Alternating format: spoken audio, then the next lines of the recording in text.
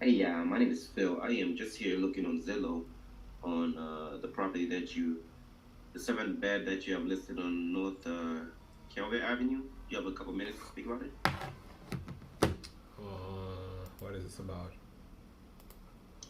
Pretty much, I'm an investor, and I usually purchase properties where I can put some value into the property and then resell them once that's done. So I noticed you have here listed your property as an investor special. I was just reaching out to see what kind of work is needed there. Um, well, I mean, this doesn't need much work. Most of the work is already done. So, I mean, are you what kind of property are you looking for? Well, like I had stated, I'm looking for something that I can finish up and then resell. So, looking at this one, it says about 75% completed. What's left to be done? Just paint and minor finishes. You wanna come and take a look at the property? Yeah, absolutely. I can definitely come take a look. I would definitely have to check my schedule. Then I can definitely come check a look. But when would be the best time for me to do something like that? Today? Anytime. Got it. Okay. Yeah, I'll check my schedule and then I can definitely um, come let you know what's a good time for me to come. Are Now, you you said are it's you in about Chicago? you. No, I'm not in Chicago, but I have a partner on the ground, so I'll check my schedule and check with him, and then if it is free, I'll let you know. If not, I can see if I can drive by. I'm not too far, So you're not in and then just Chicago. How are you gonna drive by? well, I'm not in Chicago itself, but I am in. I'm not in Chicago, but I am in Evanston. So it will take me like about 2 hour drive. Oh, I grew up in Evanston. Where in Evanston are you in? Uh, well, right close to the beach. Oh, across the beach. Okay. Well, I Mm-hmm. mean, if you wanna make an offer, I would say you make an offer. You probably need the proof of fund before you come and see the property. Okay, I can definitely get that to you now. Just whilst I have you here on the phone, I see 75% completed. What happened with the renovation? Why didn't the seller just go ahead and complete it by themselves? They're tied with other projects. They have other projects going on, so this one is the the one they want to get rid of because I think they think it's ready for an investor who wants to just finish it up and make the most out of it. They've already repaired most of the stuff. It was a gut job, so they've done most of the work, and right now they just think that this is, they have other projects that demand their time and attention. Got it. Yeah, that completely makes sense. Actually. I was in the same predicament a couple years ago when I first started, where I had a number of properties that I was working on at the same time, but I just had to let go of some of them because of not having a crew big enough. So I just focused on the ones that were priority to me. So I kind of get where they're coming from. Now, what kind of feedback have you received from the people that I worked through? I mean, most of the people are investors like yourself. We have had that regular homeowner who wanted to finish the property and get in to live in it. That's the one we're expecting, but I think it's going to take a little bit of time for them to get their affairs in order to get a job approval. They're moving from a different state, so they have to get like 6 months, and we don't have that time. But most of them have been investors, which their offers don't make sense to us right now. Offers don't make sense. Okay, so I'm assuming they've been giving you like local offers. I mean, not really local, but they want us to, to them to do the work and then finish the job and then pay us, which it's a no-no for us. Mm, I see. So I guess the seller just wants to get the cash out of the property and just walk away, right? Pretty much. I mean, we're not asking for too much. I think it's an investor can do a lot of things with this property, so we think it's a fair proposition. The property is already really well renovated. Time. Okay. Zero creative, zero transition, 0.5 rapport, one story, one intro. One story, one. Intro. Yeah, I feel like that thing wasted my time. The Chicago thing. It's 2.5. Let's call you.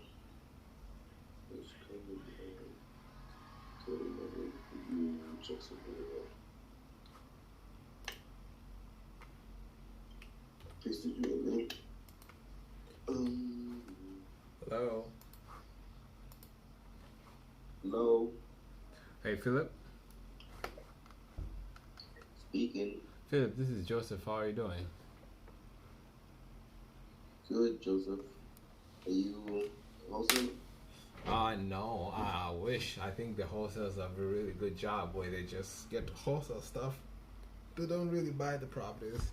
I'm an investor. I'm looking at this opportunity that you have. Do you have a few minutes to talk? Yeah, sure. What about it? So I can see the property. Obviously, it looks like, it's a huge property. That's one thing. That's really good. But it looks like it needs some love. So I do this for a living. We actually flipped like 2 properties in the past 6 months. Me and my brother will work on properties that are huge and need some renovation, major renovations. The funny thing is that the last one we flipped took us almost like 4 months, but it sold in like 30 days. So we love this kind of projects, and I wanted to get a bit of an idea of what's going on. I mean, is there anything major that you know of in this property that needs some work? Yeah, I mean it's an older property, 1900s, so definitely needs a update. I would say pretty much a lot on the inside is older, so the floors are bad, the walls are bad. I mean, it pretty much needs work all around, but nothing major. Like major stuffs are all good. Okay, you're not telling me it's a dump, are you? No, not necessarily. It's not a dump. It's still livable. Okay. Was it a rental before? What's the story before it was listed? Well, it was not a rental. No, it was actually just been vacant. So the seller wanted to buy it and fix it up, but a lot of personal things came into the way of the 2 partners, so they just decided to sell it instead. Oh, that's tough. That's tough. Yeah, I remember myself. I had an issue like a year ago. I was in a partnership with a person, and we ended up splitting up, and it was really tough. So, yeah, I mean, partnerships sometimes, you never know how it will go. But, I'm glad to have this opportunity to take this off their hands. Obviously, I'm assuming that it's vacant. And you mentioned that they started working on do you know, like if they did any work to it, or was it just purchased and then they were waiting to start the work? Yeah, no, they didn't do anything on it. Okay, cool, that's fair.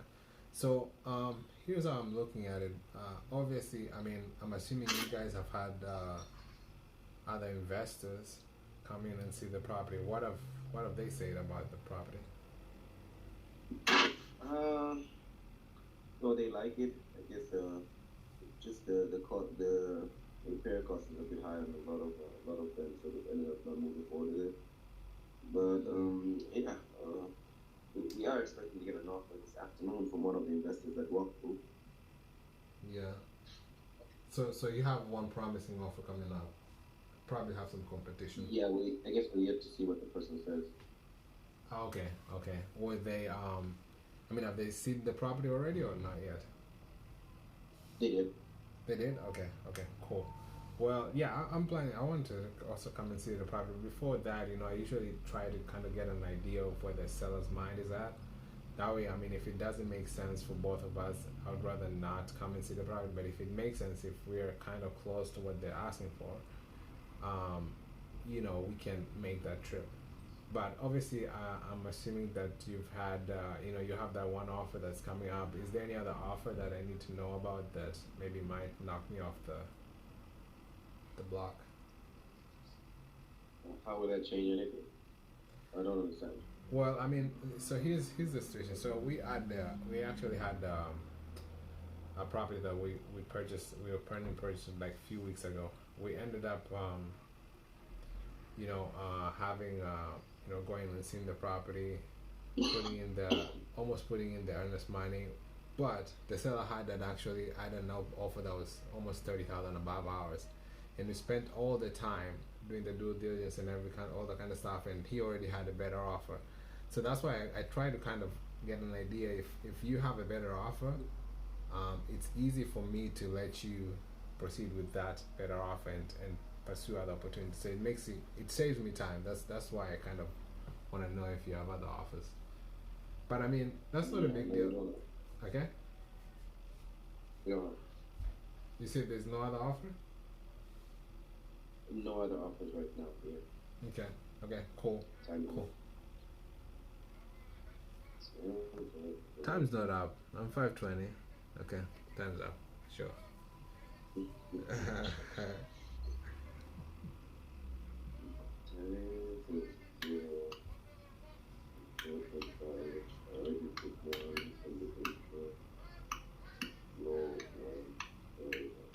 One, two, 3.5, 3.5. One on intro, one on stories, one on floor and report, 0.5 on transition, and then whooping big zero on creative finance. But you said one on it? Okay, I guess it's everybody's on. Okay, let's go. Let's Yeah, intro, continue. video. I don't agree, but we all have our opinions.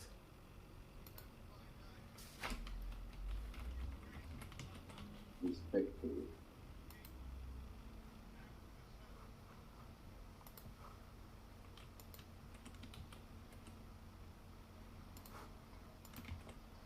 Motivation schedule. Get an address.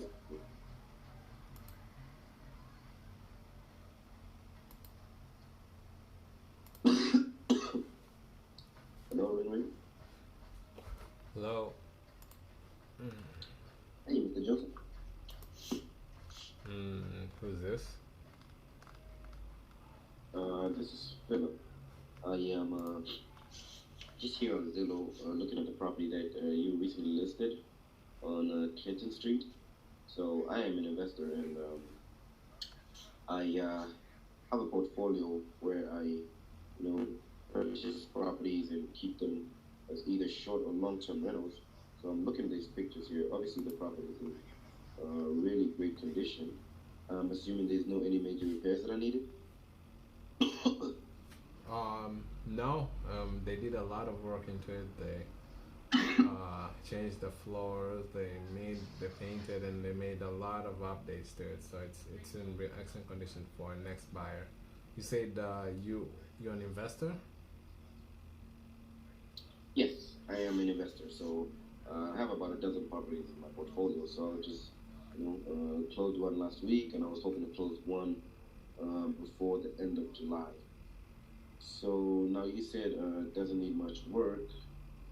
What kind of feedback have you received from the people that have walked through it? Well, I mean, I've received a level of some investors waste my time. The seller is not budging a cent. He knows the worth that's in the property. He's put in a lot of work. I think we've had a few other buyers. I think those are the ones. Most of the investors, they're looking for a deal, and I think there's no deal to be had here. So it's more of an owner occupier, a regular buyer who's gonna come in. That's what we're leaning towards. Got it, got it. Yeah, I know a lot of investors these days are, having gets forced to give low offers just because of the interest rate that they've been receiving. But yeah, we could purchase the property, give you a different kind of offer. But before I get there, why is the seller looking to sell? You said why is the seller looking to sell? Yes, sir. I mean, the property is in really great condition. Do they just not like the neighborhood? Well, they want to get the money. That's why they're selling, right? Okay, so they kind of bought it to, they bought to resell. Are they like, oh yeah, you mentioned that they're investors. Okay, makes sense. Makes sense. I mentioned that Okay, they're investors. When did I mention that? I thought you had said that in the beginning of the call, unless I'm mistaken. You didn't say it. Okay, so nonetheless, we buy from investors, we buy from regular, homeowners. It doesn't really matter for us, just as long as the numbers pencil out on our end. So just by looking at this one, obviously I wouldn't want to insult the seller and give like a low offer, just like the other investors that they're given. So what I was thinking instead, you said they wanted to make money off the property, so in order to give them the most that we can on the property, recently we've been purchasing properties where what we do is we're able to come up to the seller's asking price. If the seller is willing to work with us on the timeline, are they open to doing anything creative? Have you received any kind of offers like that? Um, so you want them to, if they open up on the timeline, so you want them to like hold a mortgage? What are you suggesting? Well, it depends. So, do they have a mortgage? Yes, they did. Okay, so the formal term of this would be subject to. So what we'll do is we'll take over the payments on the mortgage. So whatever it is, let's say they owe 100,000 of the mortgage. So we'll take over their monthly payments, and then if they're willing to work with us on the timeline, we can balloon them after a couple of years, whatever amount of years I guess we agree upon. So would you think they'll be open to doing something like that? So you want them to hold, you gonna make monthly payment too, or what?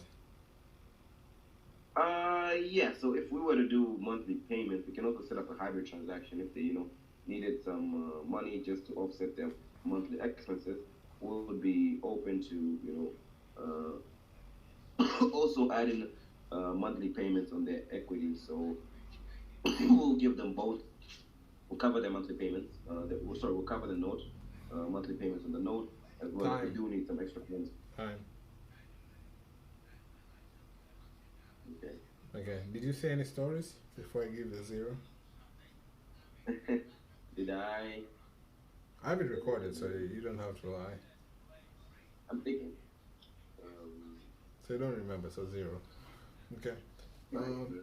transi- transition. I don't know if I should give you zero. I feel like I should give you one because I'll be unfair, but it was not good. So I'm gonna give you 0.5 still. 0.5 transition. You 0. feel you should give me one. How did you? Your transition was not good. From Like I think it was I had alright. to ask you. Like I had to ask you what you're trying to do. I didn't really get it. Like it was vague.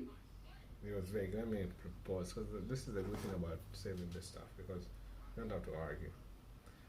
No, no, no. I'm asking you. I'm not saying I'm not asking you. It was not like it was not layman enough.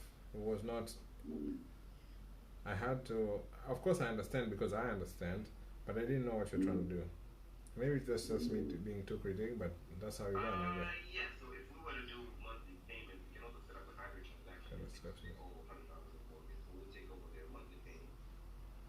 Well, it depends. So do they have a mortgage? Yeah. Any creative? Or do you receive any kind of offers like that? On the timeline, are they, in order to give them the most that we can of the property, recently we've been purchasing properties where what we do is we're able to come up to the seller So okay, so that was good. We were able to come up to sell asking price if the seller is this, but you gotta explain why. Like, okay, it looks like you guys are stuck on this asking price. You know, that's the reason I can. You have not justified cash. You have not even talked about cash, did you? I don't think so. So Cash? No, no, not really. you Because didn't justify that. Hey, why are you jumping to creative before saying that? Hey, cash. I don't think it will work. You know, because your first pitch was gonna be cash. You're not gonna. Even if you're gonna skip cash, you better mention like, hey, it looks like you guys have had already offers that are lower and they've not accepted. So I don't want to beat the drum and offer another low offer. But here's what I'm thinking. This is what I've done. You know, do you get my point? I think that was missing. Am I wrong or right? that's true. And if you do that, it's more because the person like right now, because I understand what you're trying to do, because I kind of can negate the fact that I didn't hear those things. Like I can kind of let them pass, let them through. But somebody who doesn't, let's say a person who doesn't know subject, who doesn't, is gonna be like, why is this? What is this guy talking about? So that's transition. Mm-hmm. Okay. Creative finance, obviously, I challenged you and you couldn't beat the challenge very well, so I gave you 0.5 there too, and 1 on intro. So that's 2.5. Another 2.5. Okay. Let's go back to the board.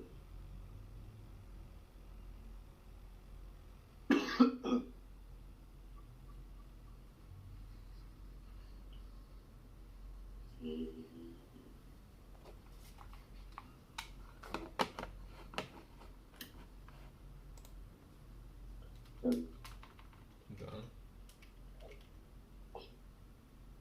Okay. Hello. Hello. Hey, is this Philip? Is he? Hey, Philip, I'm calling about. Man, you have a White House listed. This is a beautiful White House. It's just beautiful. I'm looking at it. I'm an investor in the area. I'm looking for these antique houses that I can turn them into good modern houses and kind of keep that antique vibe still. And this looks like a beautiful opportunity. We've done a couple of big renovations, and this is probably one that will be one of the new renovations that I would do. But I wanted to get a little bit of an idea of, you know, what kind of repairs that's needed, or if there's any major repairs needed to the house. No, I mean, look at that house, the big property. Really? So you said you wanted to get it for yourself, right? Or No, I didn't say no? I said okay. I mean, let me back up a bit. I own an investment company, and we do this kind of huge flips. And this looks like a good opportunity for us. We've never done something like this huge of a property, this an old kind of property, you know, original kind of property. And I think this is going to be a good challenge for us. So I'm looking at it, and I wanted to get a little bit of an idea of what's the condition of it. Is there anything major that's needed in the house? Nothing major. I mean, let's say it's been kept in its original glory. It's an 1800 property. You know, it's been kept in the family since it was built. So the only reason the guy is selling it, only reason the person is selling it is because they just having to move to different countries, so they found no need of them keeping it. Yeah, wow, that's a lot of history right there. Kept in one family since the 1800s. That's something beautiful, and I think that's one thing that will add value to this house because, you know, most of the historic houses that I see online. So recently, my brother and I we own the company. We started looking into more of these historic houses, And we've noticed that most of the historic houses, the ones that have more value, are the ones that are kept in the family for a long time. So I really love the fact that they've kept it for a long time. Now, I mean, you mentioned that they're planning to move outside the country. Are they still occupying the house? Like, do they need some time, or have they already moved out? They're still there. They're gonna move. They're gonna leave, I guess, as soon as they sell the house. Got it. Okay, so as soon as they say so, pretty much they're waiting for. I mean, do they need to? Obviously, they're gonna buy something else or use that money for something else. But if they were to move before closing, would that be possible? Or they need a few days after, um, kind of get the things together and then move.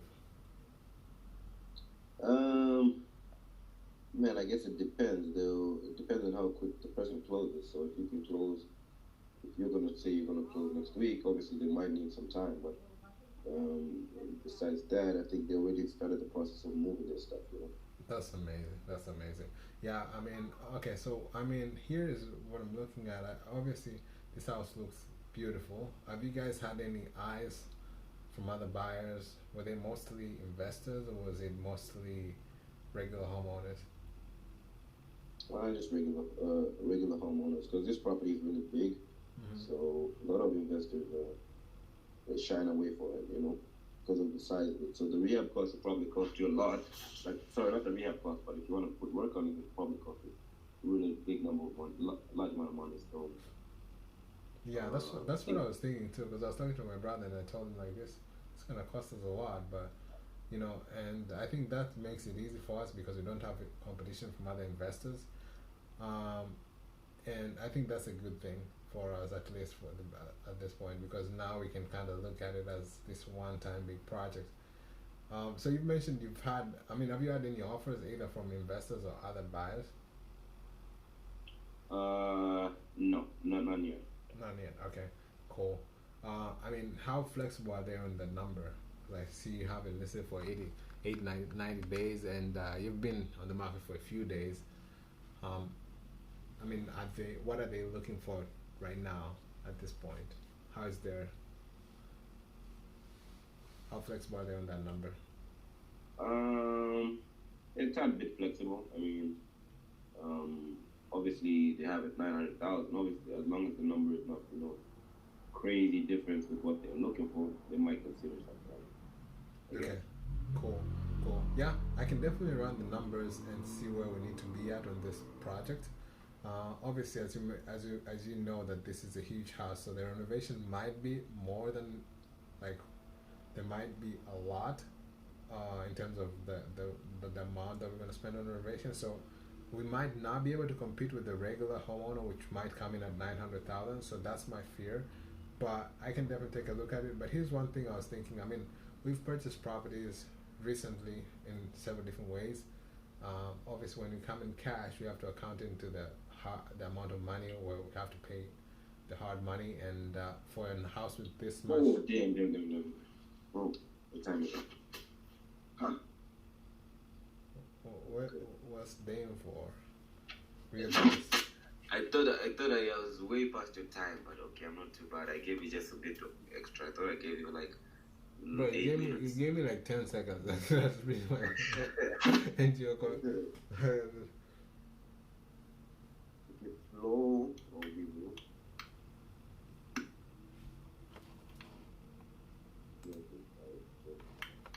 Do whatever you want, but just be fair. That's all I'm asking. Yeah, no. You did tell me about creative financing. No, I did You not. did get there. You did get there, right? No. Okay, so, you are staggering a lot on this photo with the full explosion. Staggering 10 times the word. You're saying that.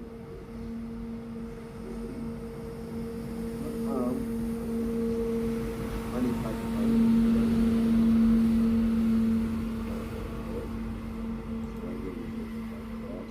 Again, can you repeat it one more time? The car was passing there. I felt like you're staggering on the call, like trying to find words, dragging the words. That's how I kind of felt. So I punished you for that.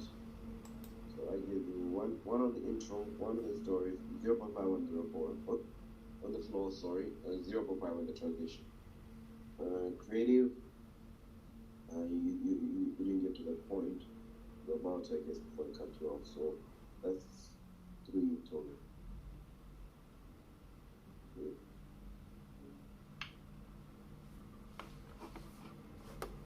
Nice.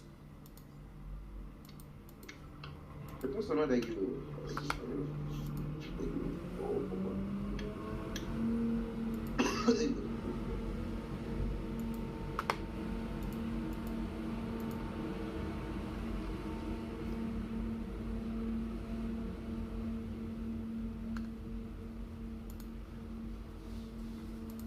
abundant rainforest. System.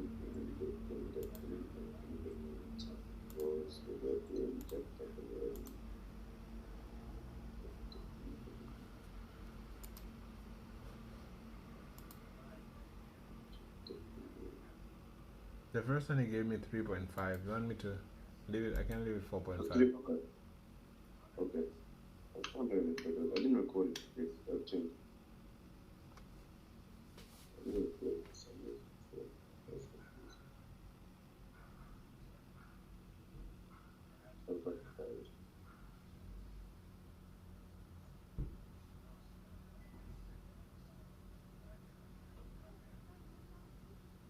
Give me another. I already had it in there. I'll just wait. Hello, Ring. Hello. Good. Hey, am I speaking with Joseph? Yes. Perfect, Joseph. My name is Philip. I am just here in Zillow looking at the property that you have listed on Darwin Drive. The property. So I'm an investor, and I mostly do like short-term rentals and mid-term rentals, as well as I have a couple properties that I do for Airbnb. So I'm looking at this property right now. Obviously, it looks like it's in really great condition, and it was recently updated. I'm assuming there's nothing major that's left that needs to be worked on. Nothing major. Okay, perfect. Yeah. So just by looking at the pictures, like I said, it looks like it's been recently done, redone, I guess. Um, were the sellers like investors, and were they flipping this property? What was the situation like? Or was it like tenants that recently left and they updated it? What exactly is going on here? They were investors that flipped the property. Got it. Okay, that makes sense. Yeah, they did a really great job on it, by the way. Now, you obviously had it here listed for quite some time. What kind of feedback have you received from people that have walked through it? I mean, same thing. Investors, Airbnb investors want a discount. Other rental investors want a discount. Regular homeowners want a discount. So it's all people with discounts. And seller, they cannot go down. Oh, they're firming their price. I see. So is it because they would like to use the proceeds for another investment? Is that the reason why they, a certain amount of money for the next investment? Is that the reason why they're stuck on the price? I don't know what they want to do next. I see. Man, it seems like they are making your job kind of tough. Having to not be negotiable with the price. Not really. A little bit. But it's part of my job. Got it. Now, obviously, the property is vacant right now. Is there any certain timeline that they need to get it sold by? As soon as possible. Okay. So, yeah.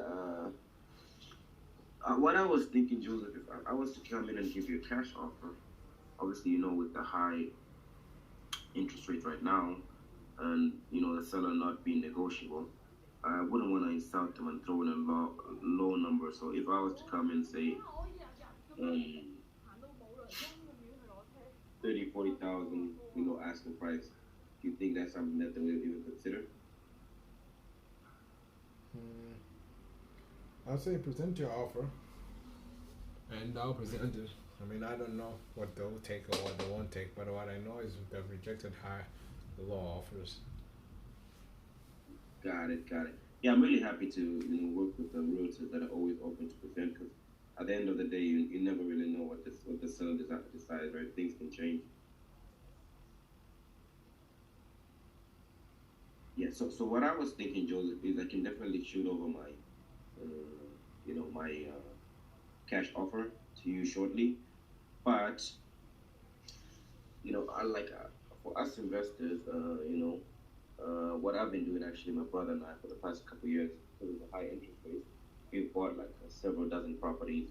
Where what we did is, seller needs a certain amount of money to do the project, and we purchased a house recently where the seller needed a certain amount of money to do their next project, and what we did was we agreed to, give them monthly payments, and then give them a down payment to just carry on to cater for whatever that project that they wanted to do was, and then give them a couple monthly payments, and then balloon them in 10 years. Do you think your seller would be interested in doing something like that if we were to come up to the asking price? So you said you're able to give them a down payment to. So this is what you did before. You're able to give them a down payment to balloon them, and down payment for another project. Yes. So they needed about 50,000 to do another investment. But they were short 15,000 in the next investment. So what we did is we decided to give them a down payment of 15,000 just to cater for their next project, and then we agreed to give them a couple monthly payments of about $1,000. Sorry, about $800, and then we were gonna balloon them at the end of the 10-year term. So do you think your seller would be interested in doing something like that? Time.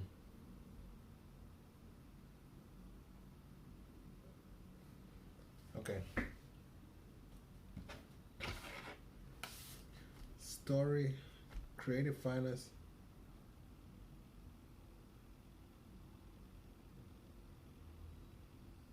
Mm. 0.5. Transition 1. Rapport. Going to give you. But story for sure. Story 0.5. Intro 1. Rapport.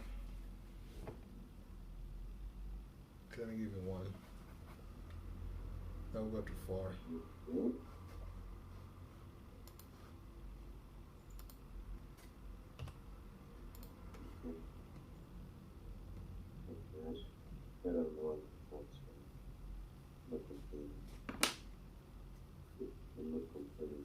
I just called you on rapport because a lot of times you were not sure what you're going to say. Okay. You're like, maybe we could do this, or something like that. Maybe this, maybe that, and you had to repeat yourself. I don't know. You had to do something. So, yeah. But anyways, I'll give 1. Okay, you have an address for me? I'm looking for.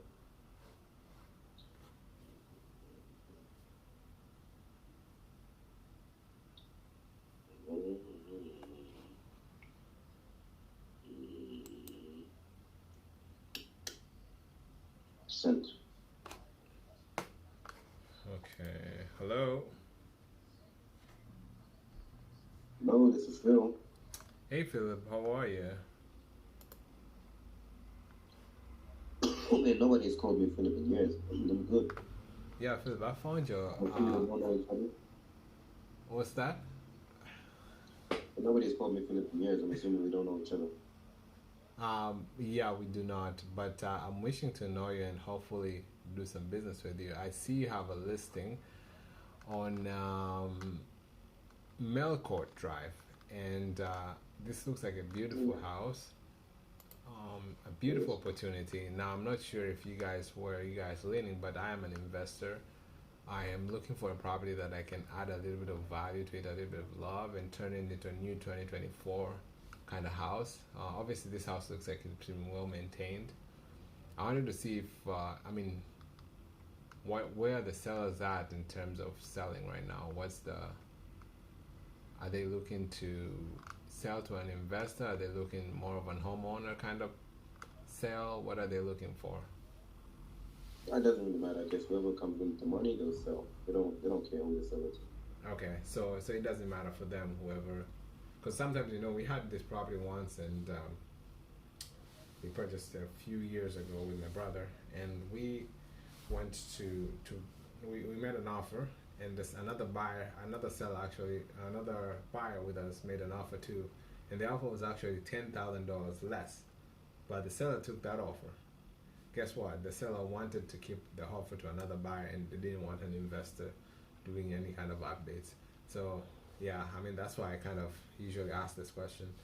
But okay, I mean you guys I've been on the market for a few days. What kind of feedback have you received? Well, we have received a lot of people interested in the property.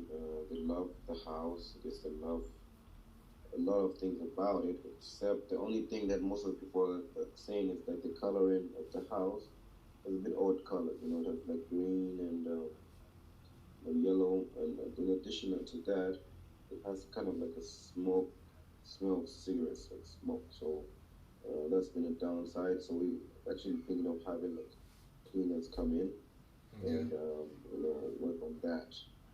Yeah, that's a good idea because sometimes we had like a listing a few months ago, and I think it was just like the we did a flip on it. We did a, like a renovation and then fix it up and then put it on the market. But the the the painters, when they are painting, they missed a spot, and everybody, like, they missed a spot in the bathroom, and every buyer was noticing that spot, and it was just an easy fix of a little bit of paint, and the listing sold the next day. So like that, yeah, that's a really Yeah. good thing that you guys are doing that kind of update.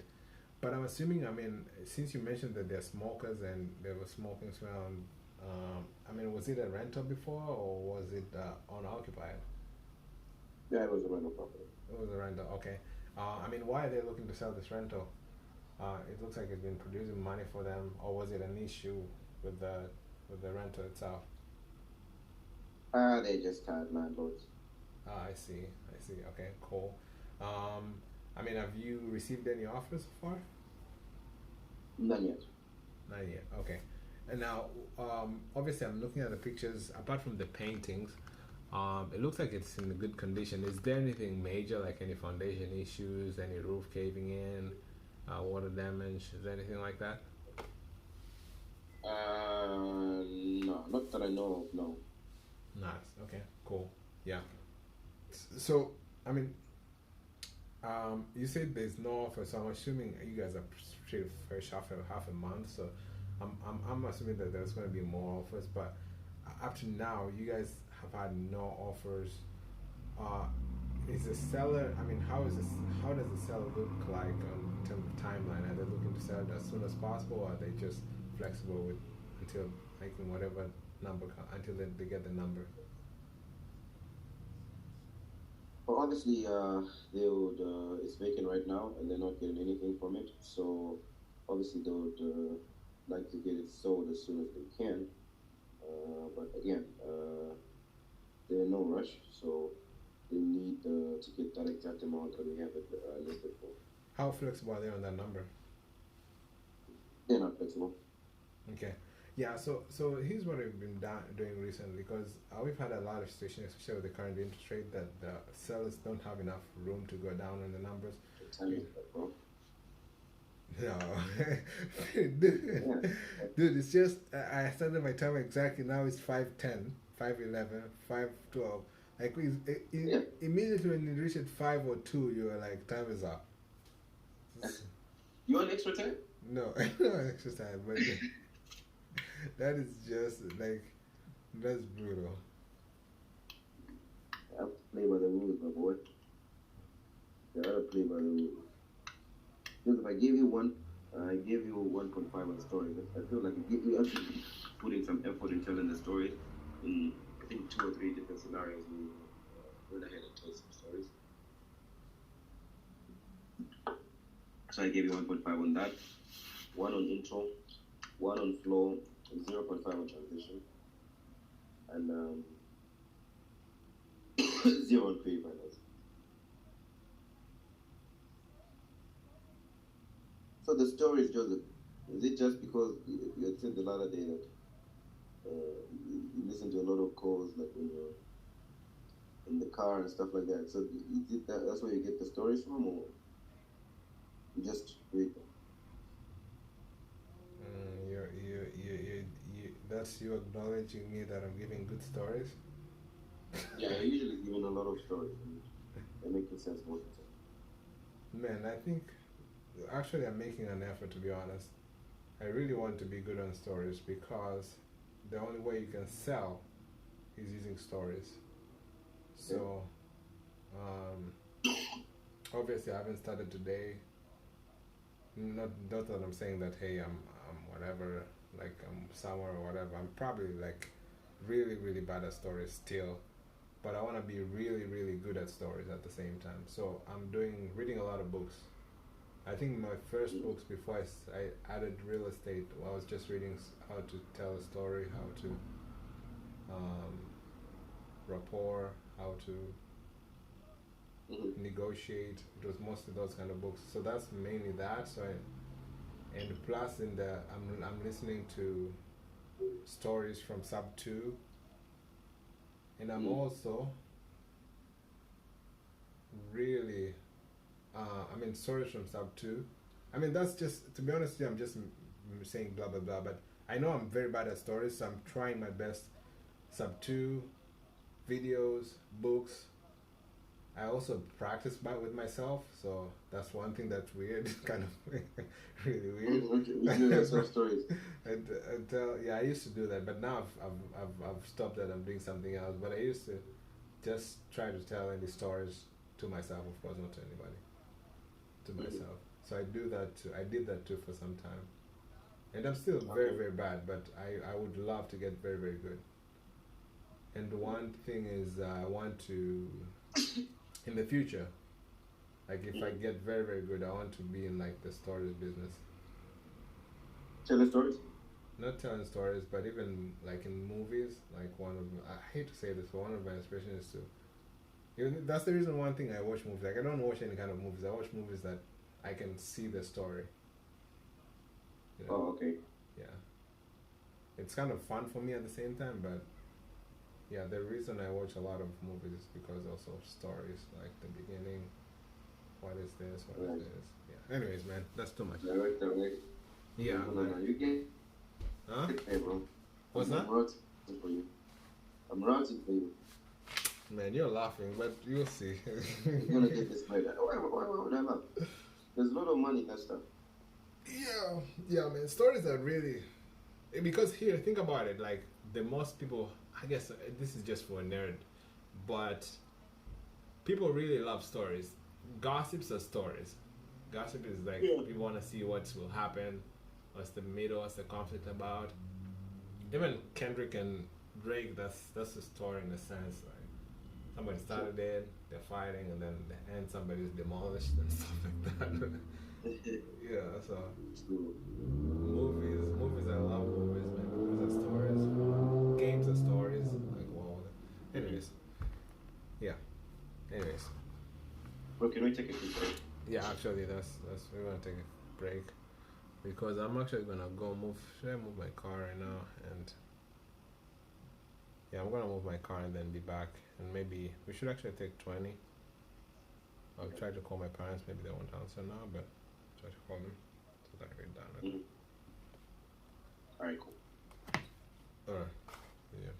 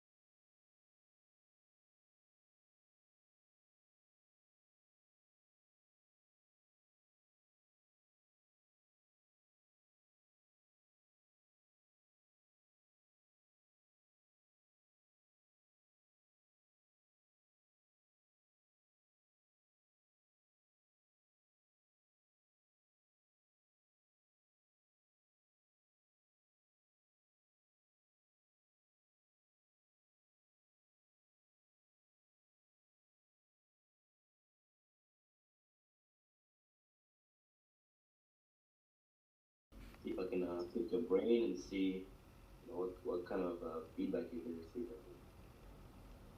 Okay, so you say you're an investor? That is correct. Yep. So I have a portfolio of about a dozen properties. So I was looking to add one more to that before the end of this month. So this property caught my interest just because of the size. Looks like a great opportunity for me to make money. Yeah, it's a really great opportunity. The sellers had it for 50 years. Um, they had it as a rental, and they were making good money on it. But after the husband passed away, they passed it to the children, and then the children just they cannot maintain it. It's too far from home, so they're looking to sell it. I mean, obviously, I know your investors want a low ball. I would say that the price is non-negotiable. They want to get their money and be out. So, I mean, you can come and see it, obviously, but I don't know if it will be a good property for you. I see. So you said that they failed to maintain it. That's the reason why they're selling. What work does it need? It's a regular rental, man. It doesn't need any major repairs, but it needs a little bit. I mean, it depends on what you're gonna do. I mean, are you looking to add this to your portfolio as you mentioned, or are you looking to fix it up and then sell it again? Either or, whatever I guess makes most sense. So if we were to rent it out, let's make the question: how much do you think you can rent out for? I think they're dividing it but into two. I think there's like a back door so you can have two units separated, but they obviously they have the same metering and electricity and stuff like that, but that would be a challenge. But they're getting 1,000 on each side, so 1,000 on one of the units and 1,000 on the other units, which can be accessed from the back door. Got it. Yeah, that's quite a bit. I mean, most likely, if we can get about 2,000 from him, it would most likely be good for us to just put tenants in and just keep it as a rental as well. Now, you said that they were selling because of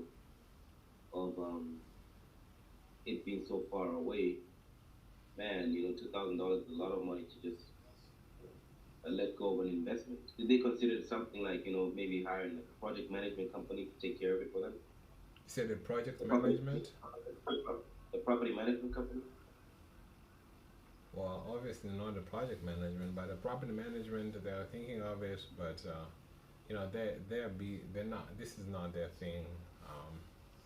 It just fell upon them, and it's almost like you. If I tell you today to go and start investing in stocks, you would understand that hey, I can make money, but where should I start? Who should I go to? And when somebody calls me to fix a toilet, it's all the stress while you're still going to your job in the morning is something they don't want to deal with. So they'll rather just get the money and just invest in something passively. Got it. Yeah, I remember when I first started my, having a rental properties. Man, it was really tough for me in the beginning because I had this one tenant that would call me, literally every morning with a different problem. So, mm, it takes someone that's a bit hard to skin. So I don't blame them for, just deciding to move on to something else. Yeah. So now that being, do they have a certain timeline when they need to get this done? As soon as possible, I can say. As soon as possible. Okay. Yes. So as soon as possible. Now they want 295, and see here you have had it listed for recently listed actually. Time. What kind of offers have you received?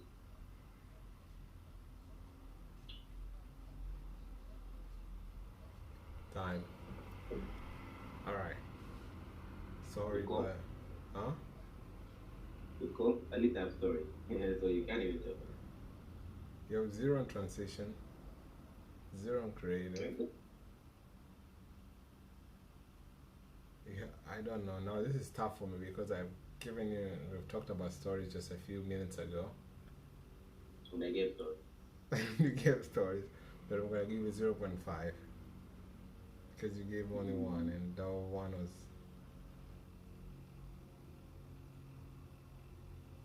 That? not enough. Okay. I mean, it was good, but not enough. I felt like Probably must add more to that. your story was you had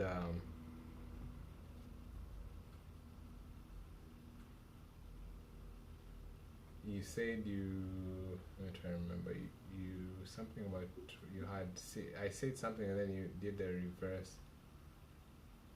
Yeah, I said they don't want to deal with tenants, and I just give an example. Yeah, you when you're starting was really hard for you, right? Yeah. Yeah, starting was really hard for you, and you understand. Yeah, it's still I feel like it's not enough. So Okay.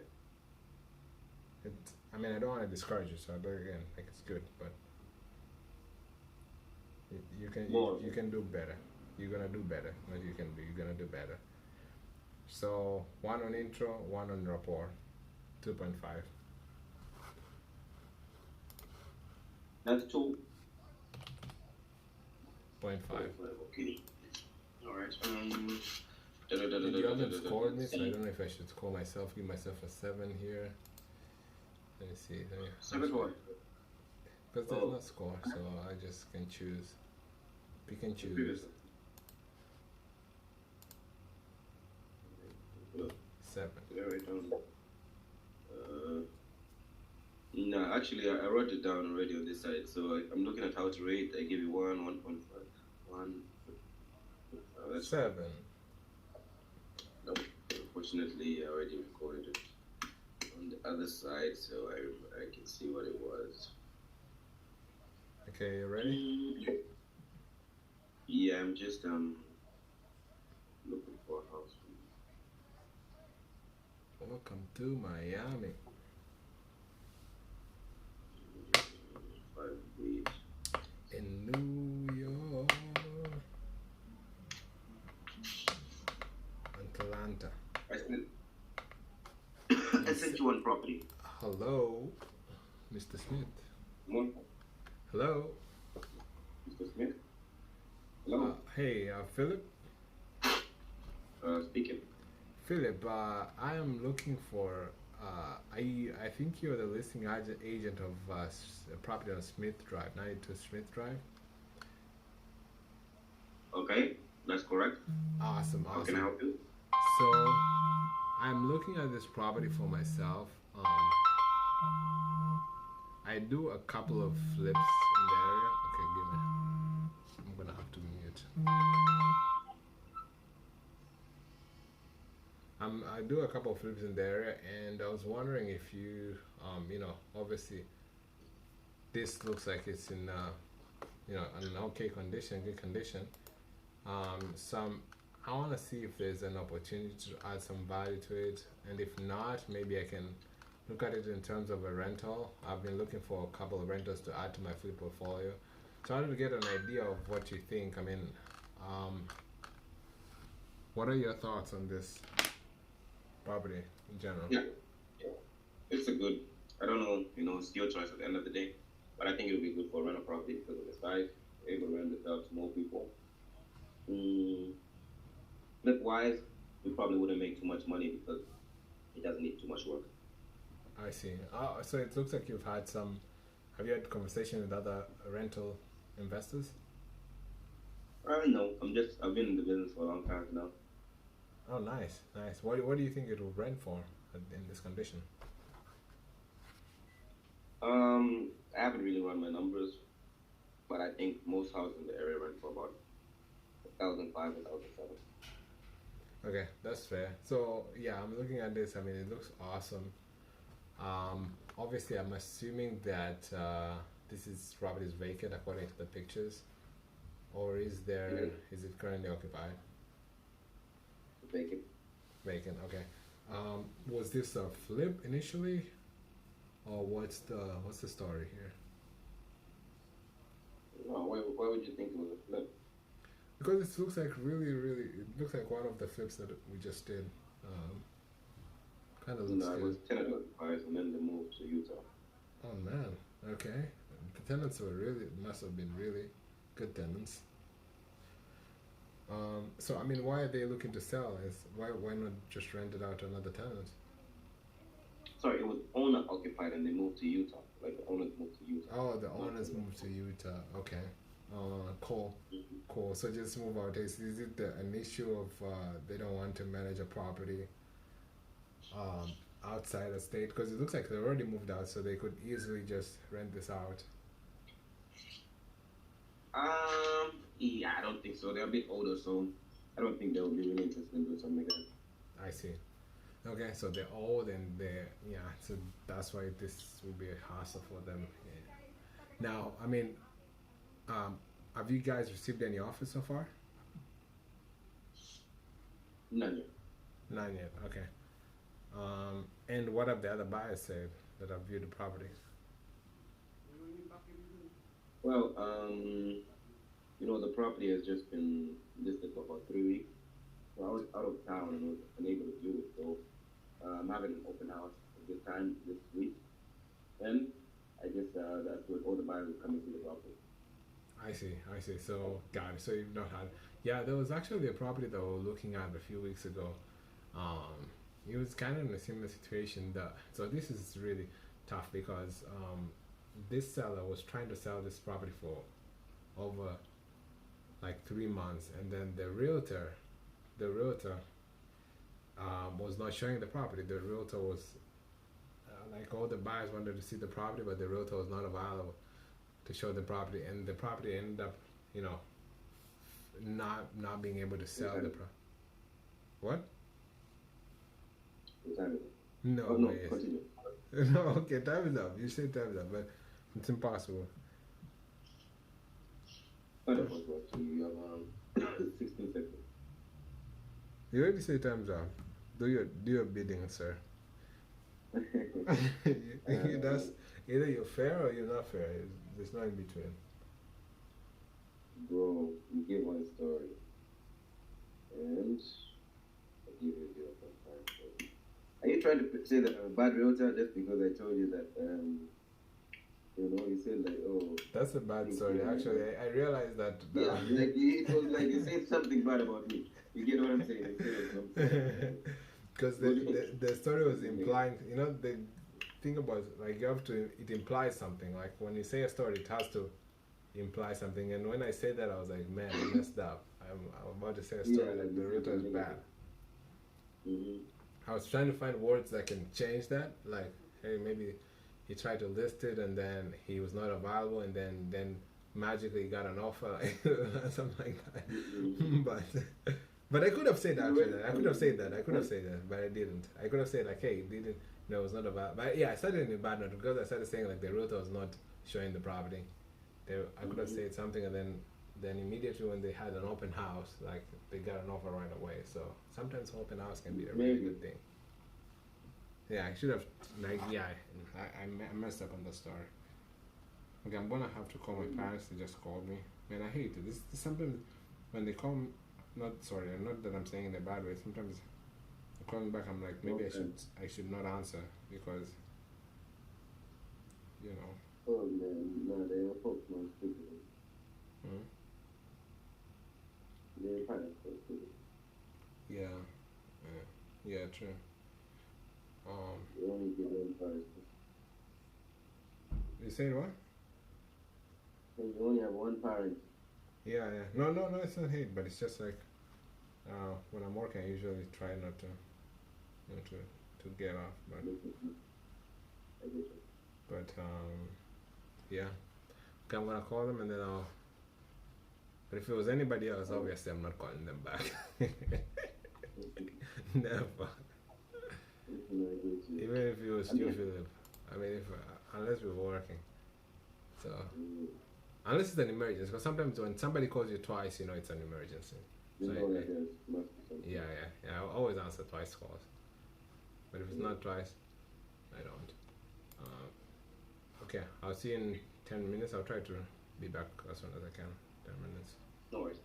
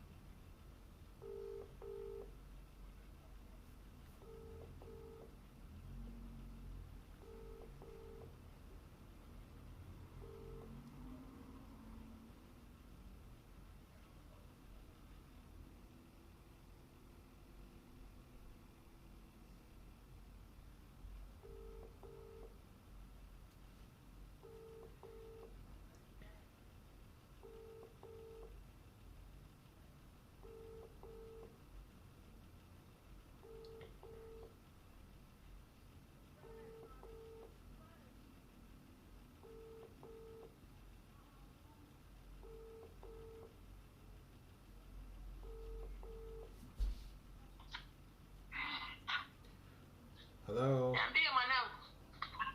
Hello, Stama. Vipi? Habari za kwenu? Kabisa unaendeleaje? Naendelea vizuri. Ndio umefika nyumbani? Tunafika nyumbani mwanangu saa hizi. Pole.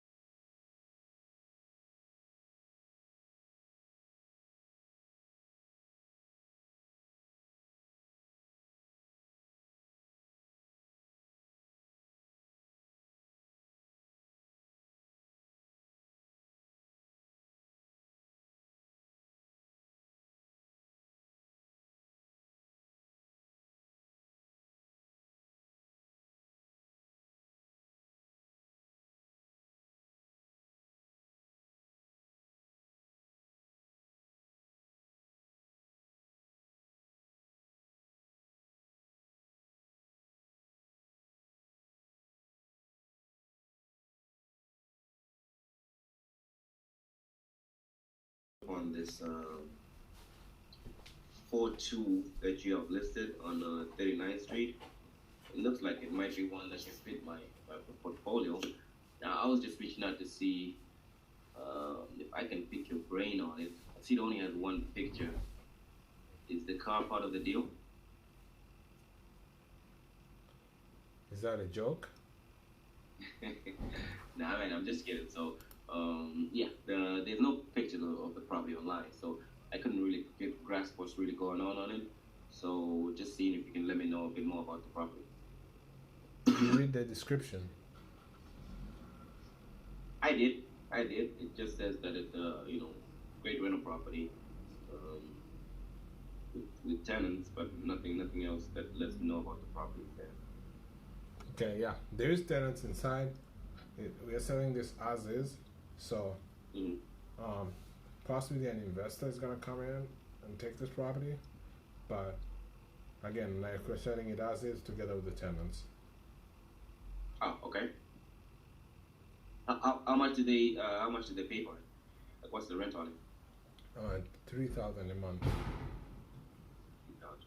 Yeah, I noticed that you have no pictures on it. Is it just because the tenants you're having a hard time getting in because it's currently occupied? Yeah, and also they don't want their personal stuff online, you know. See, that makes sense. But are they allowing any viewings? Like, are there any showings or if wanted to see the property? I mean, if you want to see the property, I would have to see an offer with a proof of funds, and then we can schedule a day. They're not. I mean, I have to work out through the schedule. They go to work and come back in the evenings, but we can work something out if you're serious. Got it. Yeah, definitely I should be able to provide that. That's not an issue. So now, have you ever any buyers that have gone through it? What's their feedback? The buyers that have gone through it, obviously, they are, most of them have to first bring a proof of funds and all that kind of stuff, and some of them, they're not real buyers, wholesalers, so they cannot even do that. Again, regular buyers won't be able to. If somebody wants to live in the property, they probably have to wait till the lease ends, which ends in next December. So that's the issue they're facing. But we've had an offer that came in for an investor. Unfortunately, they backed out at the last minute, and right now we're looking for another offer of a serious investor. I see. Why did they back up on it? Why is that important? I'm just curious. Maybe they did an inspection and something came up, or other than like a loan issue. I was just curious. But you don't have to let me know. Yeah. So obviously, like you said, it's a great income property. You're taking about 3,000 a month. And you said how long have the tenants been there? They've been there for 6 months. Now, why the sudden change? Why do they want to sell? The tenants? The homeowners. Well, they're tired of being landlords. Yeah, they want to just get rid of the property. I understand. Yeah, that makes sense. Well, being a landlord is not really for everybody, so I completely understand that they want to. Now, is there some timeline that they want to get this done? Not really. Not really. I mean, they would love to sell it as soon as possible, but they don't mind waiting. Again, the property is already occupied, so they don't mind waiting. Like, it's not a big deal for them. I got it. Okay. Yeah, so you have it listed here at 760. Is there any wiggle room on that price? I mean, I would say shoot your offer. They're reasonable. They want to sell this, so they're motivated. I mean, but they're not gonna take a low offer. Yeah, no, that's respectable. And obviously, I wouldn't want to, bring in a low offer and insult them in any way. So if I was to come in at a cash offer, Time. I mean, I actually let you go all the way to at least transition so that I can give you transition 0.5 because on stories, what should I give you? nothing. Yeah, stories 0, creative finance 0, 1 on intro, 1 on rapport. I just waited till transition so that I don't give you the worst. So I'll give you 2.5. So do consider it, huh? I'm being nice. Alright. You didn't like me. You didn't like my comment that I was car. that was not bad, but I mean, yeah, bad timing. That's what I can say. It depends, man. I mean, it depends. It's not even bad timing. Maybe you could have struck a chord to somebody else. But I just knew where you're coming from. I know this is bullshit. It's just trying to make me laugh. You might have made somebody else laugh. Yep. Let me know when you're ready. Well, I am. I'm just looking for something for you. Looking for something tough. Yeah. I'll give you something good. Just slowly talk. Slowly.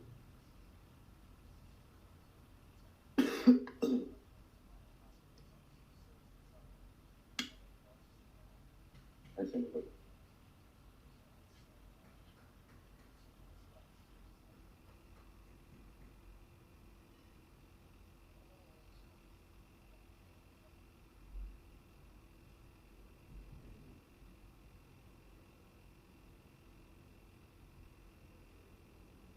Are you ready?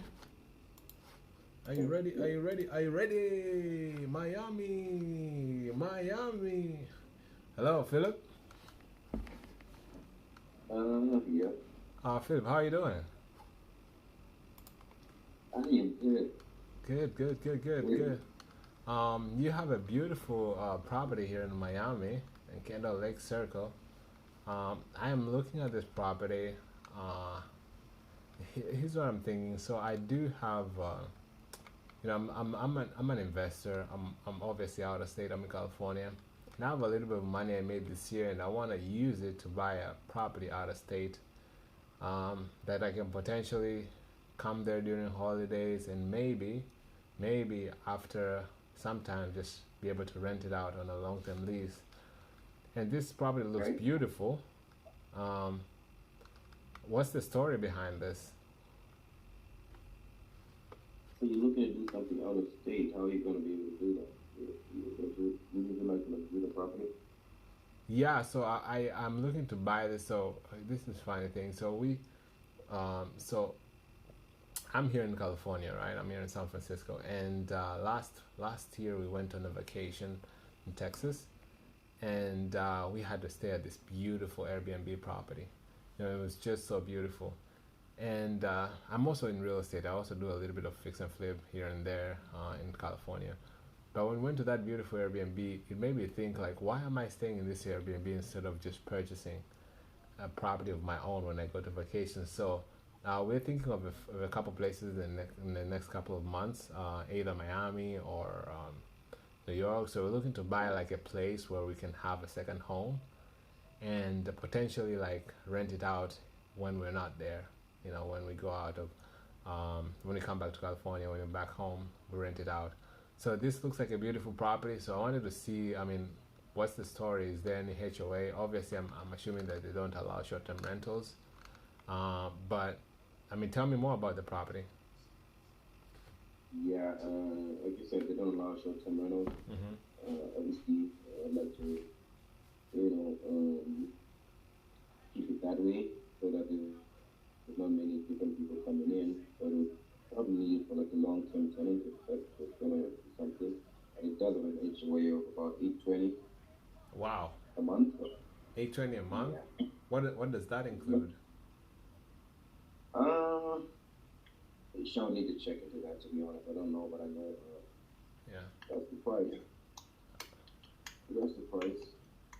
Yeah. But most But of yeah, the times I find that like when the HOA is high, actually that means like the property is well maintained. So, that, I guess it yeah. most of the times that's usually the case. So I mean, it looks like it's vacant right now. I mean, is it vacant or is it still occupied? It's vacant. It's vacant. Okay. And was it? I mean, is the seller the condo association or is it a direct seller that just moved out? It's married. Okay. Why did they move out? Just to get an idea of, potential things that I might face, or maybe, They just found something bigger. oh, they just found something bigger. Okay. Cool. Have you guys received any offers so far? Funny enough, we've had it for a week now, but no offers yet. You said you had it for what? We've had it. I've had it listed for a week, but no offers yet. No offers. Oh my god. I mean, it looks like it's fairly priced. What could be the reason for it? And also, plus it has like a golf course nearby. I mean, I would assume that anybody would want to stay in this property.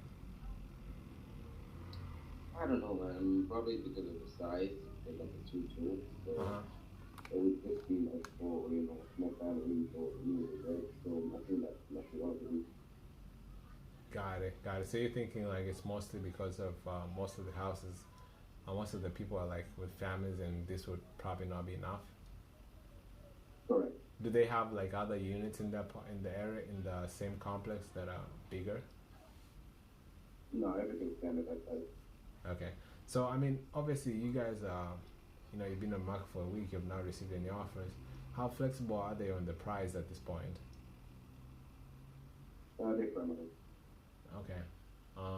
Yeah. I mean, so if I was to come up at maybe 30 or 40,000 less than that, would they consider it, or would it be just too offensive? I don't want to do that. Yeah, that's what I'm thinking. I mean, obviously, like we've faced a similar situation where the seller wanted to sell his house and he just couldn't go down on the price because first they put a lot of work into it, and then. Bro, I feel like my time is never up, but when you hear me transitioning, that's when you say that you check your Why clock. would I do that, man? I'm not a hater. Because you're a hater. You're a hater. Have you ever heard of a hater, a double hater? Oh, good to see you win. You're a hater. Oh, good to see you win. I hate the way that you walk, the way that you talk. I gave you 1.5, I hate 1, 0.5.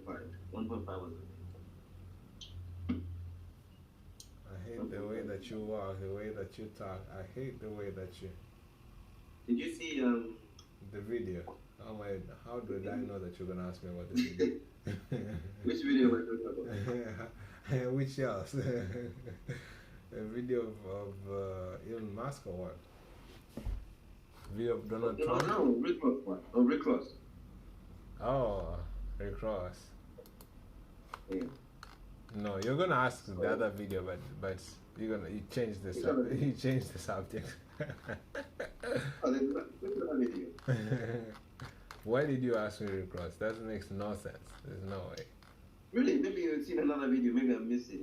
Like the video I was telling you about, the one about Rick Ross. Like because you said No way. to work stuff. So Rick Ross went to Canada. I've and seen. Played yeah. And they messed him up. So that's what.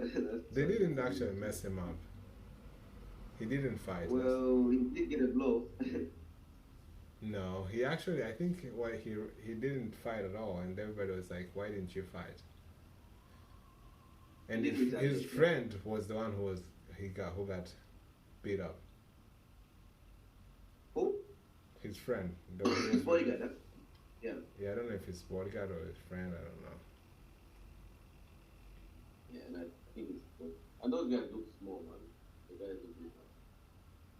Who, the bodyguard? Oh, I'm supposed to give you an address. I forgot. I'm just talking. The bodyguard looks small. Yeah, they look small. Yeah, they do. But you know, that's why you gotta get a big bodyguard. Mm-hmm. For a big guy, the person like Rick Ross gotta get a Rick Ross kind of bodyguard. True. Yep, I'll put an address. Okay. Mm-hmm. Mm-hmm.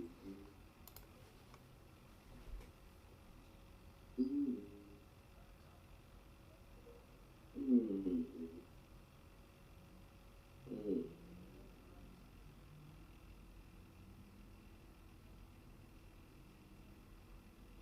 And how do people afford this houses, no? 600,000 for like this house is so bad, and when you move to a different place, you know, you get a good. This is why I tell your guy from Florida, like your guy, when your guy was a VA loan, you can get a 600,000 this house here, while you go to a place like I don't know any other. I think Somewhere in it's- Texas. yeah, somewhere in Texas you get a mansion. Sure. If you really don't, But why is it beach or? no, it's because I think you know why, but if you don't like, if let's say if you're working remotely, I would never do this. I think it's just a waste of money. Okay. Unless you need. So this is the reason why things are expensive, is because, like, why is New York expensive? Why is New York like $1 million, San Francisco $1 million? Because of the fact that those are the places where people migrate to. So the price go up. Mm. And like, who would want to live in Texas? While, like, if you had two options, let's say if they were the same price, if they were both the same price, where would you rather live? Like, if a 600,000 house like this was in Texas, would you rather live in Miami or in Texas? You know, you would obviously say Miami, because Yeah. Miami, the beach, the jobs. There's another. I think the main thing is the jobs. The number one thing is usually the jobs. Like, for example, right now, even for me, like, if I was working online, I would have moved. At least not before my changing my thoughts, but right now, since I've changed my thoughts, if I had a job online, like I was making, like, let's say the Uber money, but I didn't have to work, I didn't have to be here, I would definitely be in another place, because then my rent would be lower and whatever. But Yeah. but the fact that if I go to another place, I won't make it the same amount of money. That's the only challenge I have. Like, if I go to a place like that, the rent is like 500 or whatever, I would not be able to make the same amount of money as I'm making here. So Okay. jobs is a key thing when you're Selecting real estate. on real estate, because everybody wants to live in a place where they can make money, and then the rents go up on those places and the house prices go up. That's pretty much it. And there's other things too, like the beach, the how big the infrastructure and whatever, but mostly I feel like the number one reason is jobs. Okay. Yeah. The number one reason is jobs. And how much jobs they pay. Like how much it pays. Income, right? Okay. Yeah. Did you see mention Like my you've sent an address. My dream place right now, like if I get a lot of money, man, here's what I'm gonna do. Like, let's say I have like 50 million or 20 million. I'm going to live off the grid, like somewhere where it's a very small town, and then I'll build my own airport, like a private landing and whatever, and I'll have like a plane. That's it. Because in you can go to US, in anywhere in US within 2 hours or 1 hour. Oh, really? Yeah. I Oh, mean, yeah, actually. it's 3 hours, let's say, from here to the other west coast, east coast to west coast, 3 hours. But with TSA and whatever, that makes it 5. So if you have a private, it's probably TSA is airport check. Oh, okay. Yeah, I don't know what TSA air, whatever it is. I don't know. I said wrong. I forgot, but it's airline checkup and put your bags, wait for the flight, da da da. But if you have a private plane, usually you don't even do that kind of stuff. You just go directly to the plane. Oh, really? Okay, okay. Yeah, you go direct, and then they just check your passport in your plane. They don't need to check even your baggage because you know that's the risk. No. You don't. I mean, the office, I think they check. You don't have to check it in. Yeah, you can go with your.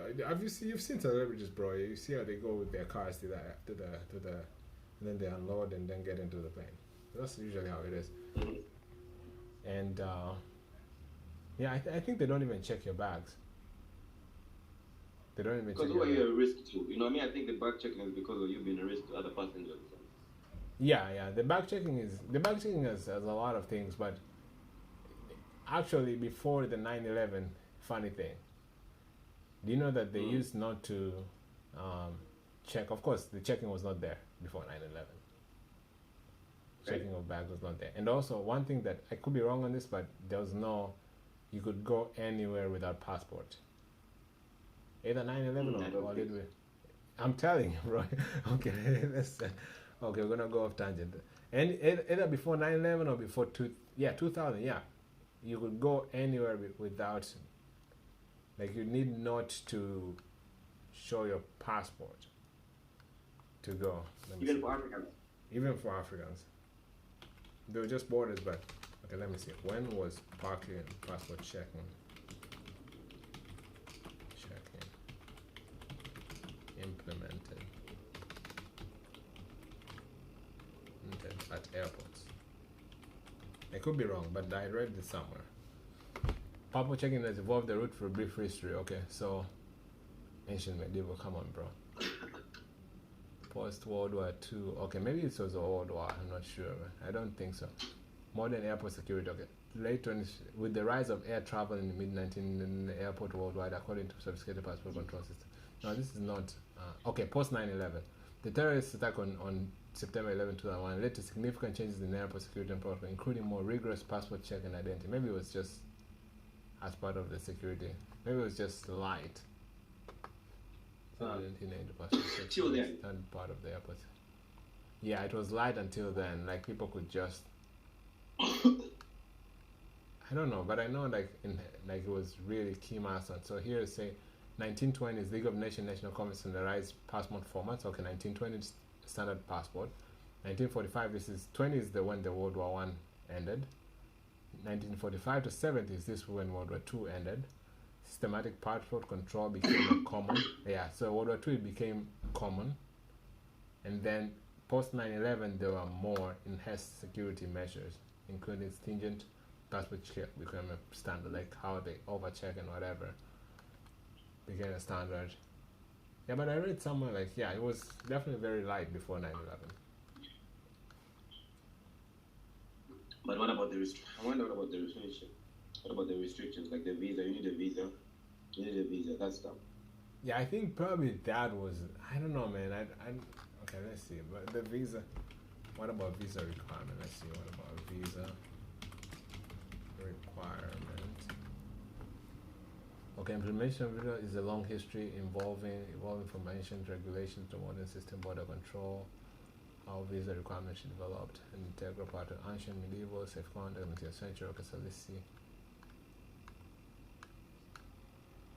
Okay, so key milestone in visa requirement. 1872, UK introduced modern visa registration in 1872. 1920, again, same thing. 1920, standardization in directly affecting visa practices. I think it was still there. I think it was there a long time, but just maybe the security. How tough were they on those things changed over time. Schengen Agreement facilitates visa-free travel in Europe is 1985.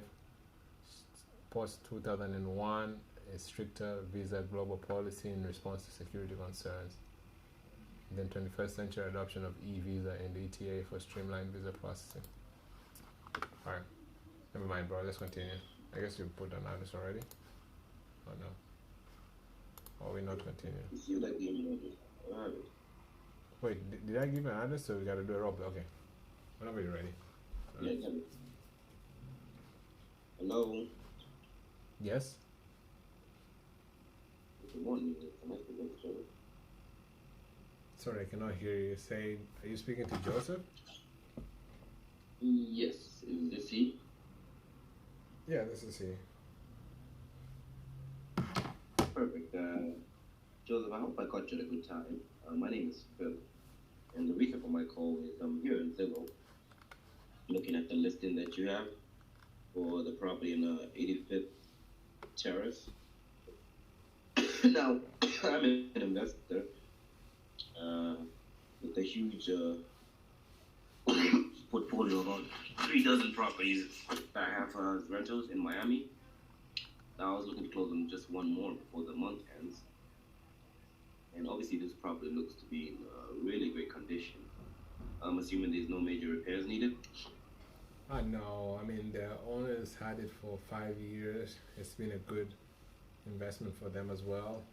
Right now they've grown a lot of equity into it, and they're just not making enough returns on their equity, so they want to sell this and buy something else somewhere else, possibly multifamily property. So I mean that's where the owner is at. In terms of condition, it's in really good condition as you mentioned. Nothing major. And I mean we have an open house next Sunday. I mean if you want to see the property before that, that's okay. But we also have an open house next Sunday. Okay. Yeah, I guess I can probably make the open house next Sunday and review it then. But have you got any investors that have actually walked through the property so far? Who have walked through the property? Yeah, we've had investors. We actually had an offer that that came right after we listed the property, and but the terms of it was just not something that our seller was willing to entertain at that point. Yeah, but we've had a lot of offers that are still coming in. But again, I told my seller just wait for the open house. You know, and the open house gives us more opportunity to have more buyers in there, and I think that's when we can kind of make a certain decision that we've considered all the options, and this is the best option. I see. So what kind of terms were they? Was it like a seller financing, creative kind of offer? Oh, are you looking to do a creative offer, seller finance? No, I'm just curious because you said the terms were not favorable. Yeah, the terms for them, they wanted us to pay the closing cost, and they wanted a 2 months inspection, and we were like, no, that's not gonna happen. I mean, 2 months inspection, that's too much. So the seller pulled out, and I think they wanted that inspection time because they had to buy some other property. Sorry, they had to sell their property to buy this one, so they wanted that time. And they just didn't make it so clear, and the seller was there was a lot of red flags, and the seller didn't want to deal with them. I see. Yeah, that makes sense. Yeah, obviously the property checks out. It looks like a really great property. It's actually close to one other property that I have. So I'm kind of curious. I know it's a really great neighborhood, close to a lot of schools and shopping malls. What's got the seller looking to sell, get rid of this one? I mean, so they had this as an investment. They're looking to, they have their equity that they're looking to use that equity somewhere else because it's a lot of equity and they're not making enough returns on the equity they have. Okay, yeah, I see. So is there like a certain timeline that they need to get it done? No. As soon as possible, boss. I know a lot of times, I've been at it for a long time now. It's like sometimes for a lot of sellers, getting the exact amount is what's important to them. Where others are willing to wait on the time, to wait. Sorry, selling quick is what's important to some sellers. Where others, are willing to wait time just as long as they get the exact amount they're looking for. Now, which kind of seller would you say this one is? I mean, they're definitely willing to wait.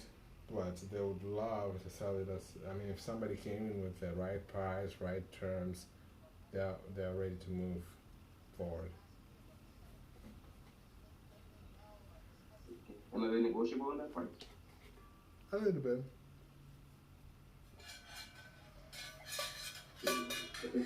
Yeah. So Time. you guys have it six Time. 90 Time. 90. Time.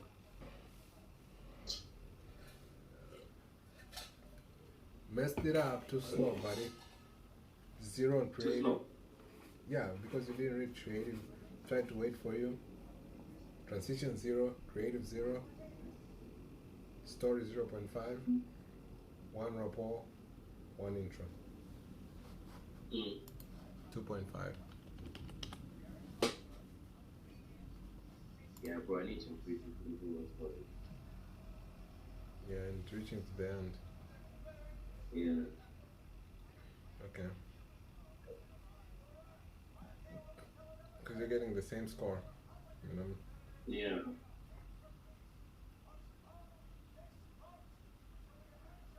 Okay, let's go. It's fine. Yeah, Yeah, that's fine.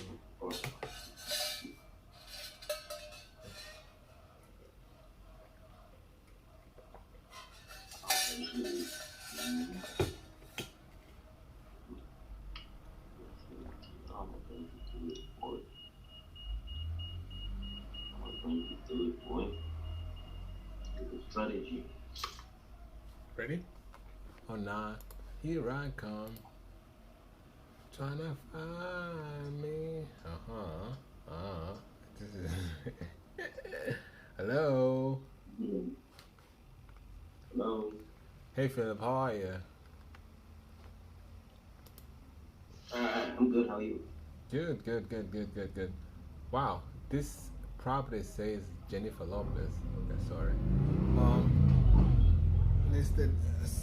So I'm looking at your property here that you have listed on Miami, Florida. Do you have a few minutes to talk about this property? Which one is that? It's a beautiful property. I mean, I don't. It says undisclosed address, so I'm assuming that the house address is not yet in here. But it's a property on zip code 33176. It's listed for 2.2 million. Oh yeah. Yeah, it's undisclosed just for seller confidential, seller privacy. Don't want to be no confidentiality there. Okay. But I can send you a video, like inside of the property and answer any kind of questions you have. Absolutely, absolutely. It's a beautiful property, by the way. You also did a good job on the photos because I've seen actually. So right now, my brother and I actually was looking for a big property that we can, turn it into an Airbnb. But most of the things that we're facing, I think last week I talked to like 5 realtors, and most of them is like either their property is in an HOA area that doesn't allow Airbnbs. Either if it's not that, then it's either the seller is in the property that is not moving out, or it could be many other reasons. But this one like almost checks all the boxes. It doesn't have HOA. It's recently built, well maintained. The realtor really took really good photos, so I'm intrigued and I love it. Obviously, I can see that the condition is really good, but is there anything major that's needed? Nothing actually. It's in perfect condition. It needs no work at all. Okay, and I'm assuming that it's currently vacant, right? It's occupied. Occupied, okay. Do you know what's their plan? Did they find something else? I guess they'll make a decision once they sell this property. It won't be hard for them because they're staying in the same state, so they just want to be sure they get it sold before starting to look for anything else. Okay, understandable. Yeah, and also let them know too, like if, in case we reach to a point where we've made an offer, we're very flexible in closing. We really want to get it as soon as possible, but we are willing to delay a few days if it gets them enough time to find something else. So we're open to that as well. So I'm looking at it. Obviously, I mean, it looks like a beautiful property. Why would they consider selling this property? This looks like a dream home to me for even myself. Oh, I think they're having difficulties with the mortgage payments. Did they just purchase this property? No, they actually purchased it about like 3 years ago. Yeah, yeah. So they probably purchased Yeah. at the time where the interest rate was really good. Yeah, but it's still, it's a really expensive property. So one of them like lost their job, and then it's just been tough for them. Jeez, jeez, yeah. Things happen, man. So, I mean, obviously, Yeah. you guys have been in the market for just over a little bit over 2 days. Have you had any offers or any buyers come and take a look at the property? Not yet. Got it, got it. I see.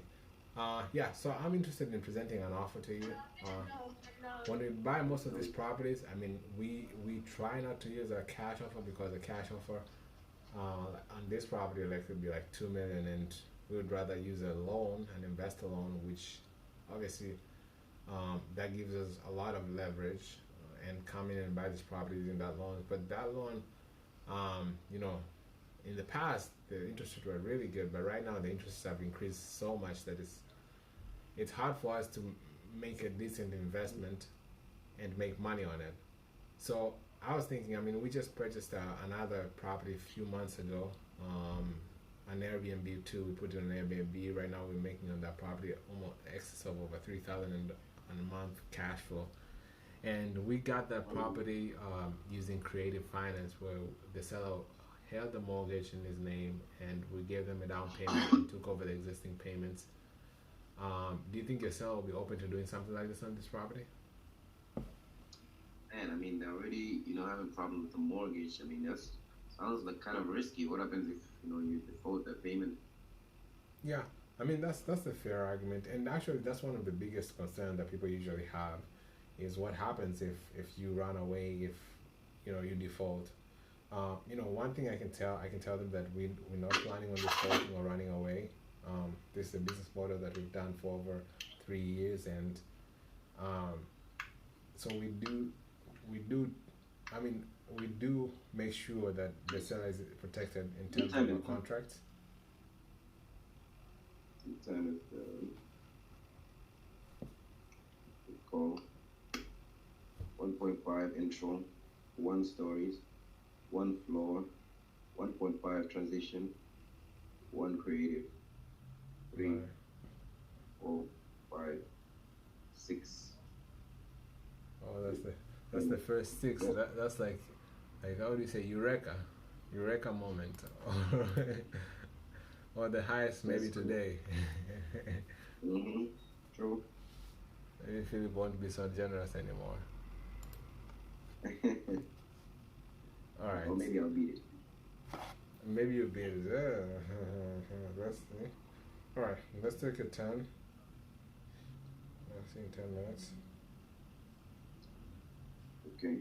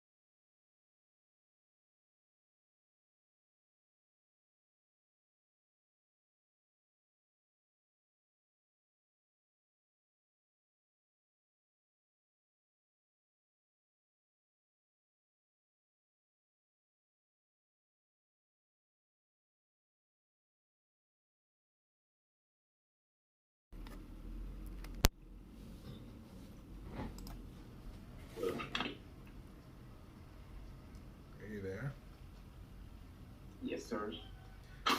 Were you waiting for my parents to finish talking to my parents? No, actually, I didn't move. I was just ready. Just ready for time.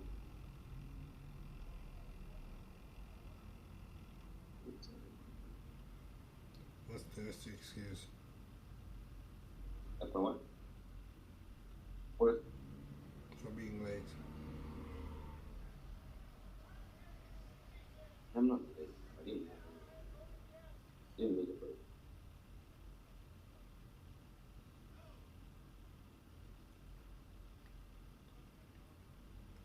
Okay. I do have to give you a property, but you're late. How am I late? What time was supposed to come back? 37? No. 35. Yeah. No. I sent you the last property on 11:19, so we did like, let's say 7 minutes from that. 36, 26, so 36. Anyways, it's fine, man. Don't cry. Don't cry. Don't worry. Be happy.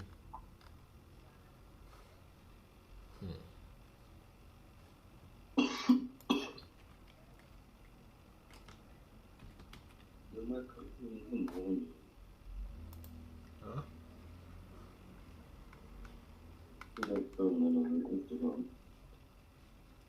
What? I cannot hear what you're saying. There was a song on Instagram that was the background music. I added an address for you. I seen it. I seen it.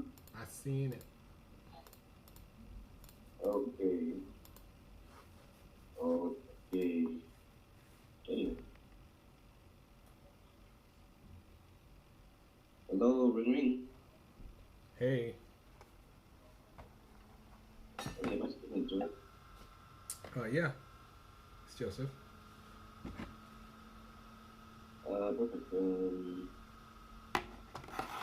My name is Philip. I am reaching out to you regarding the listing that you have on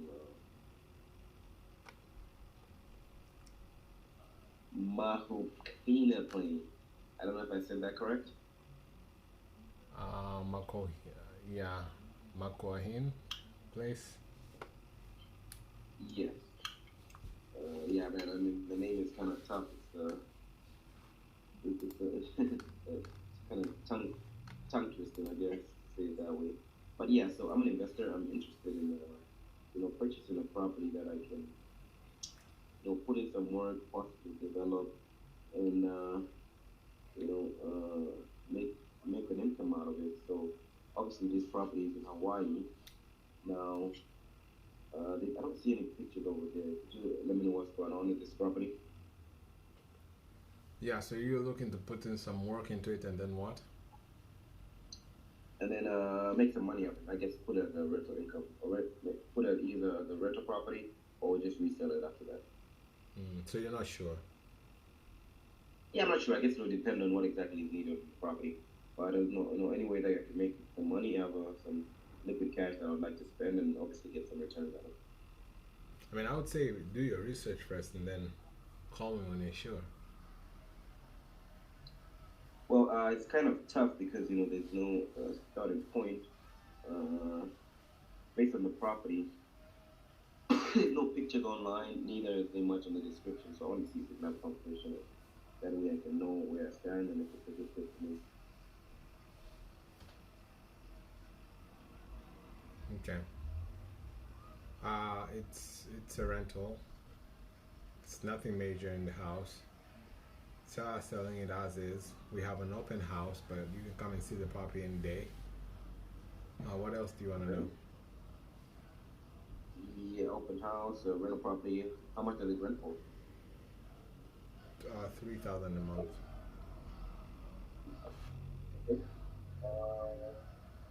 Yeah, but now, how much do I cannot hear you. On the description, you wrote that I can possibly build 3 units on this property. How big is the land? The land is pretty decent. I mean, it's in a very good area with a lot of good locations, so it's very very desirable. It's next to a highway, so it's like in a really really good area.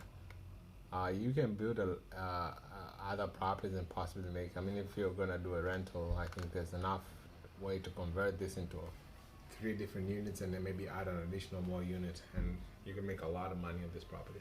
A lot of money. Got it, got it. Okay. Now, obviously, great location, like you mentioned. Great money to be made on it. Why did the seller just decide to sell instead? Why did they decide to sell? Well, they're looking to make money, as you are. You know, they owned this property for quite some time, and now they're ready to sell. Okay. Okay. Are they local?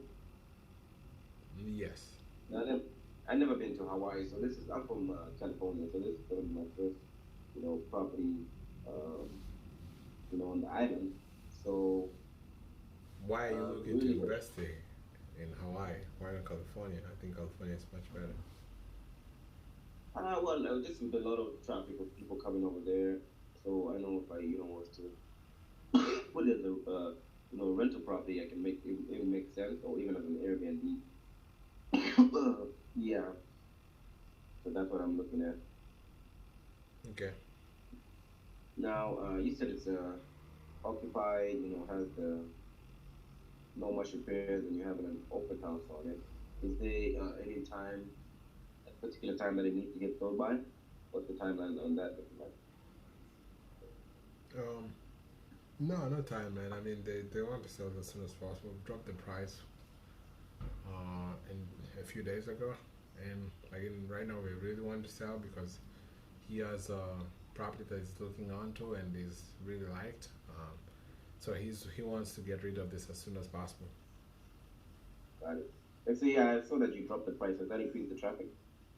Oh yeah, absolutely. I think it's also popped up on top of Zillow, and you're getting a lot of calls, very many calls. Uh-huh. You got any offers? No offers, time. Oh. Zero on stories. Why did you choose Hawaii? Zero in stories, zero in transition, zero on creative, 1 on intro, 1 on rapport, 2. Yeah, I was really low. Bro, it's on just the same. completely. What's wrong with the Hawaii? If I choose Zanzibar, would it be any different? Same conversation. Alright, so. Alright. I.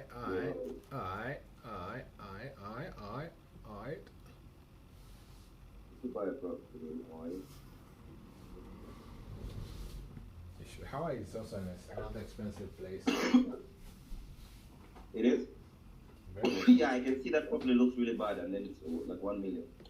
Yeah, Hawaii is like. Is it because of the California. tourists or what? Beach? Huh? Yeah, it's because of that. Most of the people go to Hawaii as tourism, and like people who don't who go there for vacation. So the property is just not, and also the fact that it's also like a faraway country. I mean, country almost. So even the like the things are expensive because it's secluded. Like if Hawaii was within the U.S., it wouldn't be that expensive. Even if it had like, let's say, just an island, because the other islands like Bahamas and whatever, they're not as expensive as Hawaii. But Okay. one thing is also the fact that it's very far makes things very expensive on all levels. Meaning like, if like the things materials become expensive. If you get what I'm saying, like on top of just it being a tourist, it's like if they have to, the cost of shipping is, I mean, I'm just assuming, but I'm just assuming the fact that it's far, it makes people have to ship, like the house materials have to be shipped to Hawaii, and then label itself is like you only Hawaiian people. I don't know. I feel like that's one of the reasons, and also the fact that people go there for it makes it more expensive. Tourism, and also the fact that it's because look at have you seen Hawaii in the map? I didn't actually know this, but Hawaii is almost closer to Japan than it is to Okay. America. Yeah.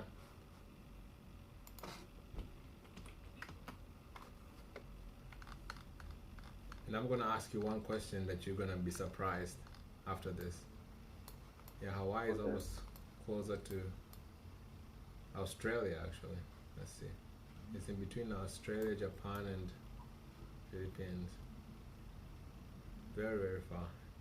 Have you seen it on the map or no? If you're not, you can continue. But No. you gotta see, it's close to Philippines. It's almost in the middle, just secluded. Like, I think the flight should be like 5 hours or something. Philippines is not too far from. There's a lot of Philippines in America, isn't there? Filipino Yeah, yeah. or paper, no? How do you know? I saw on TikTok. Oh, yeah. About it. It was more. And most of the people, the funny thing is that most of the people from Asia, they're in the West Coast. And it's, Oh yeah. yeah. Like San Francisco is mainly, I would say it's mainly Foreigner. Asian. I think Or California. Asian.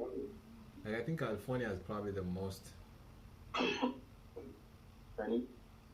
Asian community, and not in a racial or anything like that. It's just it's beautiful.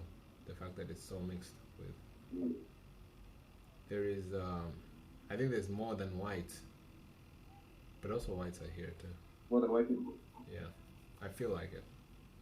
I feel like there's no. I feel like there's no other state that has more than California. Let me even check that. State. Most Asian population. Yeah, Hawaii, California, New Jersey, obviously. Asian.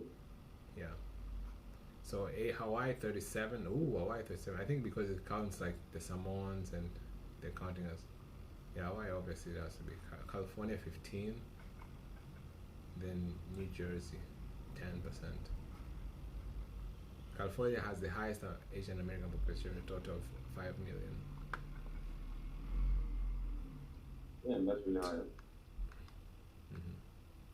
It's really high. That's why I think a lot of Latinos, no? Yeah, I think yeah. That's why it's good to live in California because it's just so mixed, so diverse. Multicultural.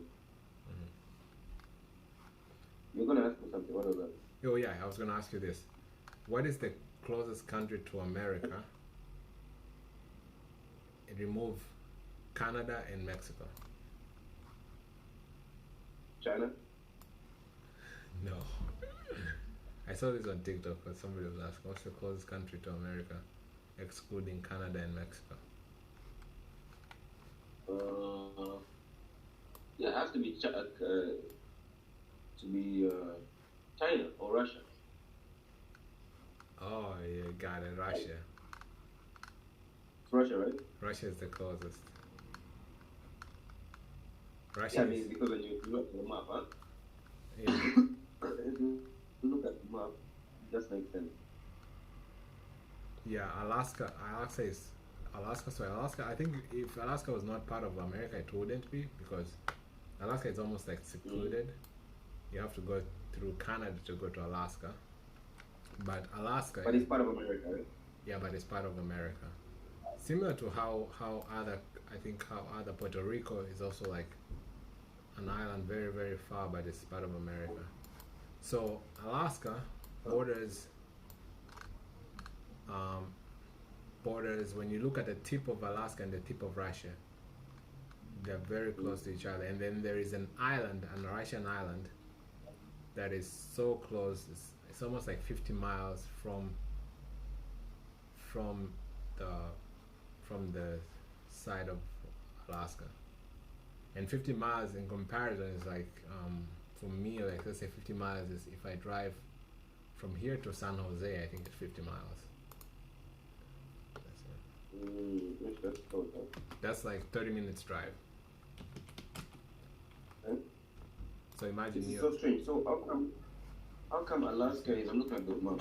How come there's like it's between Canada, but there's no actual connection? Did they have a dispute about it? Like how did they this Alaska came? Because I'm assuming there must be some story behind it. Why is not part of Canada instead? Oh, I don't know that. Yeah, I wish I would know. I mean, there probably is a story about it, but I have no idea about that story. Obviously, Canada, as you know, Canada is part of what is this thing? What do they call it? What do they call this? Three eyes. No, The three. the British countries. What are they called? EU. No, EU is European Union. British have a name for the British countries. Country under Britons. What is the name? United Kingdom. No, United Kingdom is British itself. What are the countries that some of them? What are the countries under UK called? No, country under UK called like Canada. They have a name. Commonwealth. Okay. Yeah. So Commonwealth. You know, UK used to colonize. I mean, we're going to go into stories. Okay, we're going to end this in like 3 minutes. UK used to colonize a lot of countries, right? It used to colonize Tanzania for some time, Kenya. I'm not sure if Zambia too, but maybe, I'm not sure. But it was like a big colony, and then after the World War and Germany defeated the UK, the empire started. Sorry, not after the First World War, I believe. Between the first and second, the empire started crumbling. So most of the people started gaining independence, and even after the World War, I think most of the countries' independence happened. For example, ours is 1960, which is after the World War for some years. Most of the African countries during that time, they started getting their independence, so they started being free from UK. But during that time, all those countries were under UK, meaning UK was the head government. It was like the president. So any decision had to be made by the Queen. So they started splitting, but some of the countries still are until today under UK. India is one of the biggest countries that left UK in the latest. I don't know when is the independence, but one of the biggest. India was also under UK, but it became independent. Japan, I think, also was under UK. Japan or no, maybe Japan or not Japan. I'm not sure. I don't remember very well. But yeah, so some of them are still left as UK as the head. But what UK did during the World War II, and World War I or World War II, I'm not sure. Can you hear me? Hello? Philip? I feel like you're gone. Can you hear me? Can you hear me? Your sound, refresh your browser. Probably the same thing that happened last week. Are you there? Are you there? Are you there?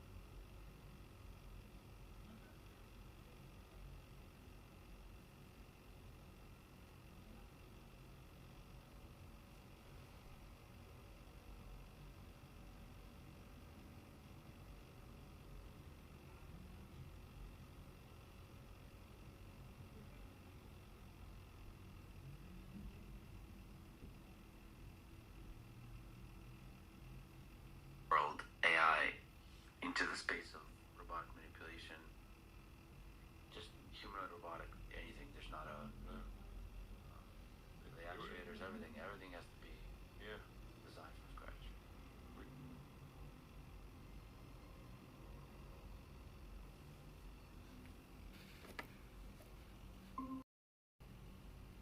Hello. Man, what happened? Hello. Electricity. Electricity went. So we came back. Hmm. Yes, boss.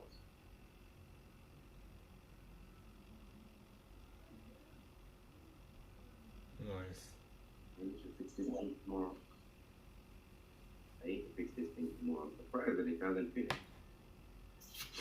What, the internet? Yeah. I think it's actually for a month. I don't even think it's like 200 gigabytes. I think it's for a month. Yeah, it's for a month, man. Usually they don't have. I mean, the capacity. I don't think it does have a limit. Like a cap, right? I agree. I don't think it has a limit. All right, let's continue. But anyways, yeah. So we'll go to the properties. But I was ending to telling you that there are countries that are still under British rule. Mm-hmm. Yeah, and during the World War I and World War II, British moved from the king or queen becoming the main. And you know, right now, king or queen in Britain, he is the head, but he's not really the head. They went to Main guy, yeah. yeah, he's like how they call it is called like passive monarchy, where the monarch still is the head. Like they still have to, like the example that when the prime minister has to report to the monarch, but the monarch doesn't interfere with the works of the government. Yeah, the politics. So on UK it's the same. You know that UK, like the prime minister is the one who does everything, but they still, like when the queen says, like if the queen decides, they can, but they usually don't interfere. So they still have some countries that are under British rule like that. And more of them are more passive than how Britain is. For example, they have those are the Commonwealth countries. Canada is one of them. Australia is another one. Those are big ones. Okay. Australia is another one, and many other countries. You can check. I mean, what countries are in the Commonwealth? Same. Yeah, but India, they left the Commonwealth and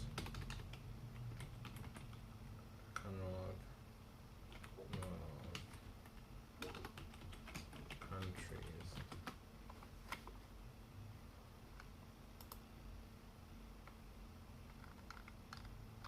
Okay, so there are 56, 33.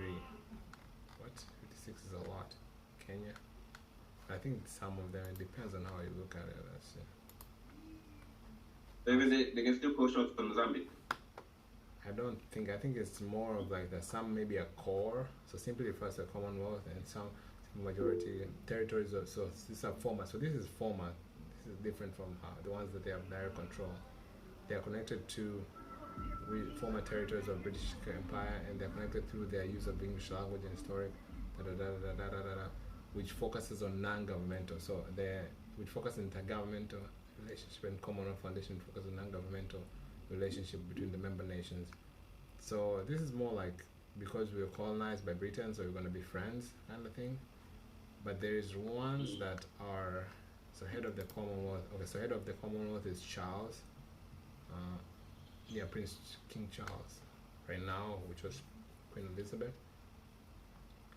I want to see which one up top, because I know like some like Canada. Okay, let's see. Give me 1 second. If you check the head of Canada or member state of Commonwealth nation, maybe let me just ask a little bit. ChatGPT.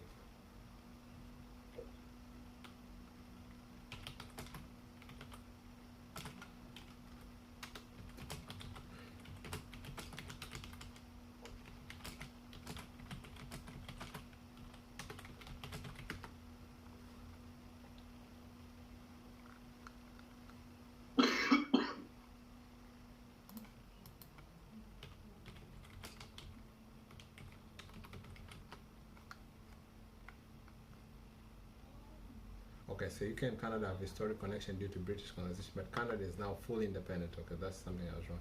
The British monarchy remains. Okay, so here's still so Canada is fully independent, but here's the thing: the British monarch remains Canada's head of state in a ceremonial capacity, and both countries are members of the Commonwealth. UK does not rule Canada, but British monarchy is the Canada's head of state. Let's see. What about Australia? What about Australia? Australia, like Canada, has historic ties. Oh, yeah. I thought you were calling me. Has historic ties to UK, but fully independent. Here are the key. So, colonial Dominion. Australia as a self-governing Dominion of the British Empire, 1901. Full independent, 1931. Yeah, 1931, before the World War II. The Australian Act in 1986. So in 1986 it became full legislative independence from UK. 1986. And Australia is a member of Commonwealth and shares British monarchy as ceremonial. Okay, so both are still British monarchy as ceremonial head of state. What does this mean?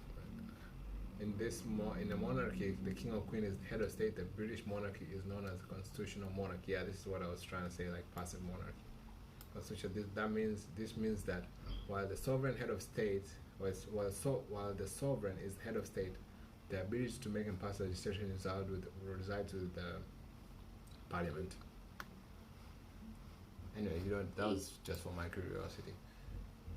Let's continue. You like to. Huh? You like to. I mean, it's good to be knowledgeable. Yeah, I was just curious to know I already knew it, but I didn't want to tell something wrong. And I like this kind of stuff. Alright, let's continue, man. So, I think I gave you an address, or I think you gotta give me an address. If I'm not wrong. I gave you an Hawaii one, you're complaining. You sent it?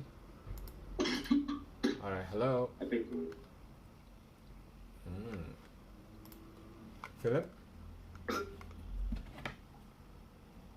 Philip? Philip? You're breaking up. Are you there, Philip? Yes, dude. What do you mean I'm breaking up? You're breaking up for sure. I said yes. And your internet is very bad. Are you using your phone internet or what? No, Wi-Fi. Okay, your face is scratching and I could not hear. But anyways, so I'm calling about this property on that you have listed here in Miami on 84th Avenue Road. Do you have a few seconds to talk about it? Yeah, I do. Okay. What do you want to know about it? Well, so here's how I'm looking at it. I am an investor. I am looking for an opportunity where I'm looking for a really good property in Miami that I can turn into an Airbnb. You know, Miami, a lot of people like to move here, and we think it's still, even though right now like the Airbnb has slowed down, like me and my partners have slowed down buying Airbnbs, but we still think like Miami is really one of the places that everybody would want to go. So we're looking at this as a potential Airbnb. I'm seeing that it's fully updated. Is there anything major that might be needed? No, nothing major. Okay, cool. And it's currently vacant, correct? Yes, it is. Awesome. I mean, obviously, it looks like this is well updated, and you took really nice photos. What's the story on this property? Was it a previous rental, or was it a flip property, or a homeowner moved out? What's the story? Yeah, homeowner moved out, did some updates after he moved out. Oh, nice. So, yeah, he moved out to a bigger place. Oh, so nice. It was already big, but he got another kid, so he did it. Yeah, something that's like 4 or 5 bedrooms. You always need more bedrooms with more kids. But this property, honestly, to be honest with you, I mean, it looks like a professional flipper right here. So you might have another career apart from raising kids to building houses. Just tell me, did a good job. Oh yeah, it looks really good. Okay. So I'm looking at this as an investment. As I mentioned, like Airbnb investment. Um, we actually purchased a similar property like this, but it didn't have a pool. So this is one thing that I really like about this property. The one we purchased a few months ago, it was something like this, very well updated. An investor had just finishing flip. I just finished flipping the house, and it was not like the house was not getting any offers. At that time, the interests were really high, but we came in and were able to give them a good offer that made sense to them. So I'm looking to hopefully come into agreement with you so that we can, add this to our Airbnb portfolio. Now I'm seeing that you guys have been on the market for a few days. What kind of feedback have you received? Well, we received nothing but positive feedback. A lot of the buyers love Yeah. the property. Funny enough, most of them are saying it's actually too big. So, it's almost 2,000 square foot. So it's really big for a lot of them. And, that's really the only issue. Besides that, everyone loved it. No HOA, Mm-hmm. great updates that were done to it. So, yeah. Oh, nice. Do you have Nice. an offer for me? Yeah, I do actually have an offer for you. So I mean, have you had any offers from those? Nothing yet. Okay, but so you've had positive feedback. Is it because some other they've found something else, or was it mainly because of just the size of it? Because according to what you said, is that you've had good feedback, but no offers. And this looks like a really nice property, to To be know. honest, I think it's a bit overpriced. I Uh-huh. think it's a bit overpriced. But the sellers are really good. Got it. Why don't they just price drop and maybe sell it real quick? I've tried to tell them, but they won't. Okay. Yeah, so we had a similar situation on multiple properties that we've purchased recently. And I'm thinking it's because of homeowners right now that they have, buyers right now with the interest rate. They cannot really afford an expensive house. So most of the homeowners are having to price drop. So it's really, I'm guessing it's really tough on your side when you don't have to price drop. But this is what we've been doing recently, where we've had to switch our plan to where we right now trying to purchase most of our properties, coming in at full up market value, and then doing some kind of creative terms that make sense with the seller. The time is up. Man, you were speaking a lot. Can you imagine I gave you like almost 8 minutes and you didn't even reach No, you didn't. I have here my timer. My timer says 5:35 right now. Just stop it. Don't say yes.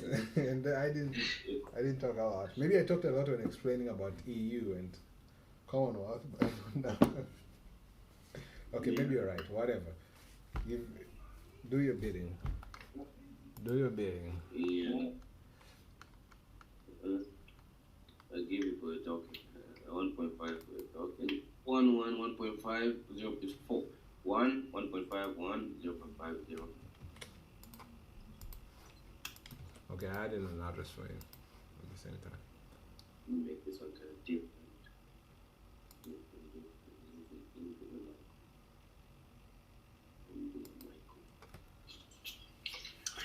Hello, ring ring. Hello. Hey, Joseph. Oh, this is he. Hey, Joseph. How you doing today? I am good. Who's this? My name is Philip. I am actually on Zillow, looking at the property you have on Whaley Avenue. Did I say that correctly? Yeah. Why Ali? Yeah, I'm actually looking. Sorry, I love the Yeah. name. Is that the local language? No, I don't know, man. I'm from California. I'm just here selling houses. We moved here with my wife a few years ago, but they definitely have some weird names. I can tell you that. They definitely have some interesting names. Do you like the place? It's beautiful. I mean, it's we've been here for 5 years, so Right now, I mean, it's definitely a place where it's more chill than other, like most of the U.S. places. Everybody's on vacation, everybody's having a good time. So at the end, you also kind of get that kind of feeling like it's definitely beautiful. I mean, if are you an investor? Are you a buyer? What are you trying to do? Yeah, so I'm an investor. I was actually looking at the property for myself. I'm looking at it here in the pictures on MLS. It obviously looks like it's in great condition. I'm assuming there's no major repairs that I need. Actually, I would say like it needs some work. Obviously, you see the driveway; it's cracked up. I mean, it depends on what you're doing. Are you looking to as a rental or as a house to live in? Yeah, no, I'm looking at it just as a rental property. Airbnb, probably short-term rental. That way, if ever I come to Hawaii, I've always wanted to visit. I can also probably stay there as well. Okay, then for that case, I think it's just gonna be a good profit for you. I think there's nothing big in that case. I was thinking maybe you're looking to do a flip. Then you definitely need to change the driver. But apart from that, there's nothing really major, but just some minor cosmetic issues. I see. Okay. Now, are they still living in it, or is it vacant? It's actually 2 units that are tenant occupied.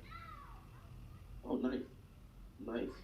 Yeah, I always like to get properties that are tenant occupied. It makes it easier, instead of the hustle, finding tenants, especially in a place that I'm not familiar with, like Hawaii. I purchased a property in Alaska a couple years ago, and it was really tough for me to find tenants just because I was unfamiliar with the place and the system that they use. But how much does it rent for? So I mean, it rents for about 2,000 each unit, so 4,000 in total. I mean, so you're telling me that you're not aware of this market right here? Yes, is it similar to the way things are done in California? I did spend a couple years in California. In terms of So what? like I want to explore new market. Yeah, I want to just explore new markets. See, if, I can make money out of there. I know there's a lot of traffic of people coming to Hawaii, so I want to see if I can capitalize on that. Definitely. I mean, it's a good market to be honest. I'm not gonna lie. I wish I came here earlier because the life is just good. The life quality here is just beautiful. The weather is good. You know. Yeah. I mean, I would say it's similar to California, but you know, I like it here so much. I see. Yeah, I'm not happy that you're happy there, man. Now, I noticed that you have it listed for about a week right now. What kind of feedback have you received on it? We have had offers. Obviously, if somebody's looking to move in, they have to wait for one of the tenants. That one of them lives in September, and the other one lives in November. So they have to wait for that. But most of the others are just investors. But again, the price as an investment, I think is probably not going to be a good deal because you don't cash for that much.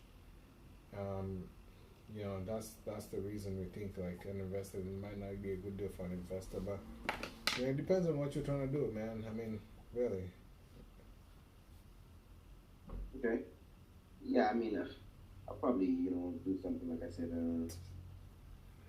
Tenants already in place, so if they're willing to stay, I mean, I'll be willing to work with them on that. Now, obviously, I'm a little surprised because the property looks in great condition, as well as it seems to be in a desirable area.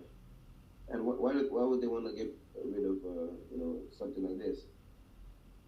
Yeah, they're moving back to mainland USA, and they have about 10 properties, so they're looking to liquidate each of their property and go and buy a mansion in somewhere in Texas or something. Oh, nice. Yeah. Do they have a certain timeline that they need to get this done?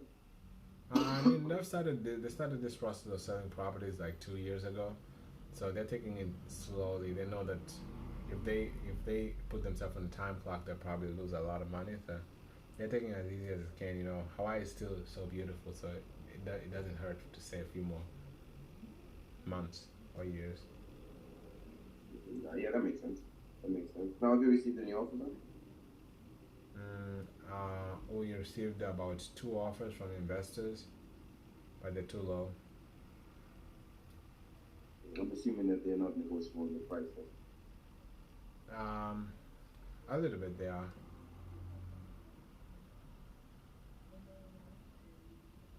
Okay. So what I was thinking, Joseph, is I actually purchased another house in Fort Worth last week, Time. where what do you think Zero. we increase the time? Huh? No, we're not gonna increase the time. You blood along the. There's a lot of opportunity to use to speed up. Increase the time, we get lazy. We don't really use the time we have. We have time. Mm. Spend time wisely. 0 creative, 0 transition, 0.5 story, 1 rapport, 1 intro. At least one, okay. 2.5. That makes my heart smile at least. Yeah. But I got some good story. Yeah. Do you know a story you're about to hit a 0? If you didn't say those few words, you're gonna hit a 0, 0, 0. A 0 hero. Honolulu. Gyro. Do they have donair over there? In Zambia? Nah. Nah. They have shawarma. But Is it Indian shawarma or Turkish? Or Persian? it's like yeah, not Persia either. Like we have a lot of Lebanese people. Oh, Lebanese. Lebanese? Like African Lebanese? Huh? Oh, Lebanese is not African. Like Sorry, African. sorry. Middle East. Is it not? Lebanese. No, not African. Lebanese is not African. Oh, that's Asia. Lebanon is in near. It's bordering Israel. Yeah, we have a lot of those there. Are they white or black? Sorry, not a racial They're question. like Turkish people. Ah, okay. Yeah, that They're makes sense. like in the middle somewhere. That makes sense. Yeah. Okay, you got an address for me? Yep. Yesterday I was watching an Iranian film, and with subtitles though, and their language sounded almost the same as Turkish. I was kind of understanding some things they were saying, so that was interesting. Hello, Okay. Hello. Philip. Speaking. How are you, Philip? I'm good. I'm looking at you have a property, beautiful property here in Harding Avenue. Do you have a few seconds to talk about this? A few minutes? Yep. Okay. So I see it says here that obviously one thing is that you did a good job taking these pictures. I don't even know if this one was a rental before, it was unoccupied, but it definitely looks really, really, really well maintained. What is the story here? Are they moving out, or is it a rental that's still occupied? What's going on? Yeah, it's a rental. It was a rental that it was a rental. I guess I'd say it still is a rental. Because the people are there on a month-to-month basis. I see. But they're not relatives, are they? No. Okay. Yeah, so I'm looking at a couple of rentals in Hawaii. I actually called a realtor a few minutes ago, and this realtor was from California, and he was telling me how he had moved there with his wife for 5 years, and yeah, it's really amazing that how everybody is moving to Hawaii. So I and my partners, we're here in California. We're looking to move some of our investments in Hawaii, considering that it's just a good place to invest in. And I'm looking at this. as a potential rental, obviously you mentioned that there's a month-to-month tenant in there. Do you know how much that tenant is paying, and if is it just one tenant? Is the house divided into two units? What's the how does it look like? Yeah, it's divided. So one entrance for the back, one entrance for the front. Okay, and I mean, I'm assuming that are they looking to sell with the tenants, or do they have like a date where they're moving out? No, I mean they can sell with the tenants. So if you want the tenants, okay. Okay, but the tenants have no problem moving out. They would like to stay. Yeah, they have no problem moving out. Always with the new buyers. Discussion. Okay, why are they looking to sell? I mean, it looks like this is I mean, I'm looking to move into, so I want to know any reason that might change my mind. It looks like it's a good investment. Why would they consider selling? I think they've outstayed their time in Honolulu, so they want to try a different country. Oh, okay, cool. And have you guys received any offers? I know you've been in the market just a few days. Have you guys received any offers in the 2 months? Yeah, we did get an offer. The person, offered us $850. Seller wasn't interested. Okay, was it too low, or Oh yeah, 102,000 off. Maybe like. got it? I mean, what's the lowest they're willing to go? Probably like 50,000 dollars.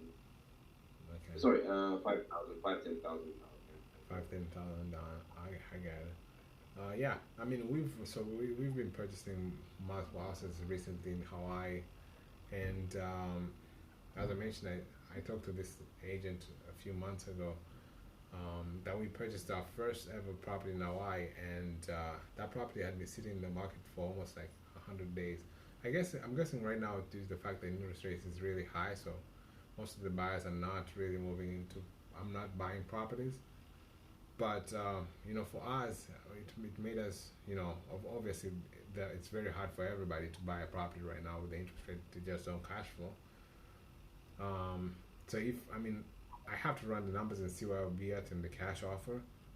But there's another way we're buying properties, which is where if you guys are open to it, I'm not sure if this will work in this station, but we can come in at the full asking price, give them a down payment, and then take over any existing mortgage payment and make monthly payments towards the equity. Do you think they will be open to doing something like that? What exactly do you mean? Yeah, so we purchased a property, as I mentioned. This property we purchased recently in Hawaii, which was sitting in the market. So we came in. The property had actually a mortgage onto it. It was selling for $500,000. They had the $300,000 mortgage, and what we did is we took over those mortgage payments, transferred title, bought the property, and then for the remainder of the equity, the $200,000 that was remaining in equity, we gave them a down payment and made monthly payments towards it. Do you think they will be open to something like that? I don't know, to be honest, Joseph. I don't know. What do you think will be an issue with them accepting? Obviously, we've done it multiple times, but it's always different for every seller. What do you think will be their objection to an offer like this? The time is up. I wanted to make a call similar to a coach I watched today, but unfortunately I don't have time.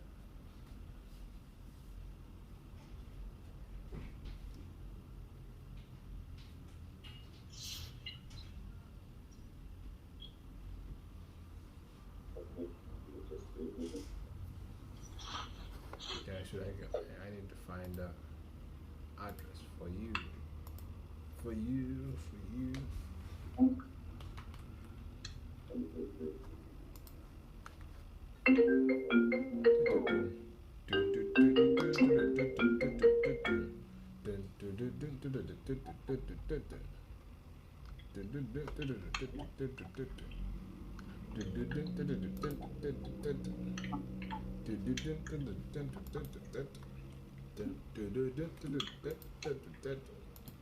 Sending an address for you.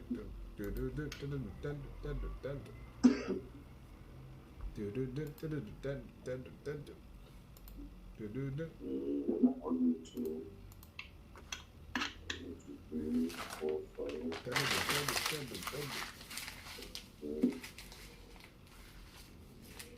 so you have an average of what?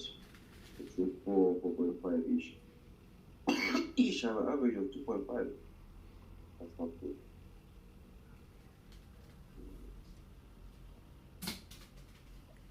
$28 divided by 1, 2. Philip, you have an address? 4, that's 28 divided by 8. I'm putting that 28 divided by 8. Probably have The average 2.8. is 55. Huh? You probably have 2.8 or maybe 2.7. That's good. Let's go. Hello. Hello. Hey, am I speaking to Joseph? Yes. Joseph, my name is Phil. How are you doing today, buddy? I'm good. Do I know you? Excellent. I hope I caught you good. What was that? Do I know you? No, but I'm hoping to establish a relationship with you. I'm looking at this beautiful property you have in Washington. The 7-bed, 3-bath. So I was looking to, it's obviously a big house. And I was looking to add a property to my current rental portfolio. I just sold some of my property, so I'm looking to purchase another one. And this obviously is a huge property with a lot of room to make money on a rental. But I'm looking here at the pictures. It obviously looks like in really great condition. I'm assuming there's no major repairs needed. I mean, nothing major, but obviously it depends on what you're gonna do. If you're gonna rent it, this is perfect for it. We're making about $6,000 per month in rental, so good opportunity really as an investment. But fix and flip, I mean, if you want to fix it up, I think you probably need to do some updates to it. Okay, what kind of updates would you need? I mean, again, as I mentioned, it doesn't really need any updates, but if you're gonna fix it up and then list it again, probably need a new kitchen and all that kind of stuff that goes with a regular fix and flip house. Okay. Got it. That makes sense. That makes sense. Now, I'm assuming just by looking at the picture that it's vacant. But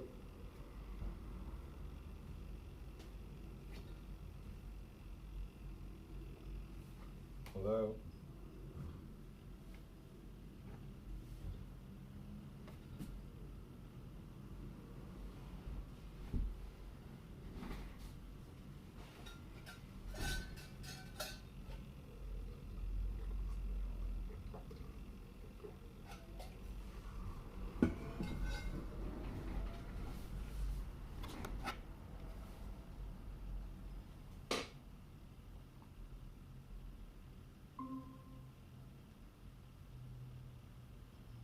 what kind of feedback have you been receiving? You got disconnected. I don't know. I feel like the internet is almost finishing. It just disconnected there. Okay. Alright. You wanna start again or you wanna continue? I can start again. I don't mind. Sure.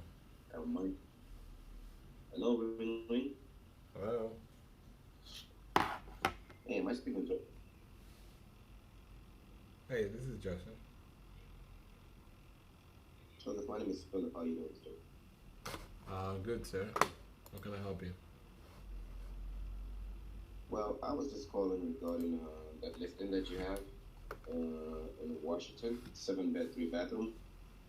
So I'm looking for a rental portfolio, and this one looks like it's. You're looking for a rental really good portfolio? looking for rental properties to add to my portfolio, and just by looking at this one, it says it's renting out for about 6,500. So I thought it's a good opportunity to make money on a monthly income. So I have like 2 or 3 in the area, but I just want to add one more as I recently acquired some funds that I'm looking to spend. Now, looking at the pictures, it obviously looks like it's in really great condition. I'm assuming there's no major work repairs needed. Not at all. Not at all, Phil. Property is immaculate. Oh, perfect. Okay, yeah, that makes it easy. So it's just a turnkey property. Now, is it still vacant? Is it currently vacant, or someone's still living there?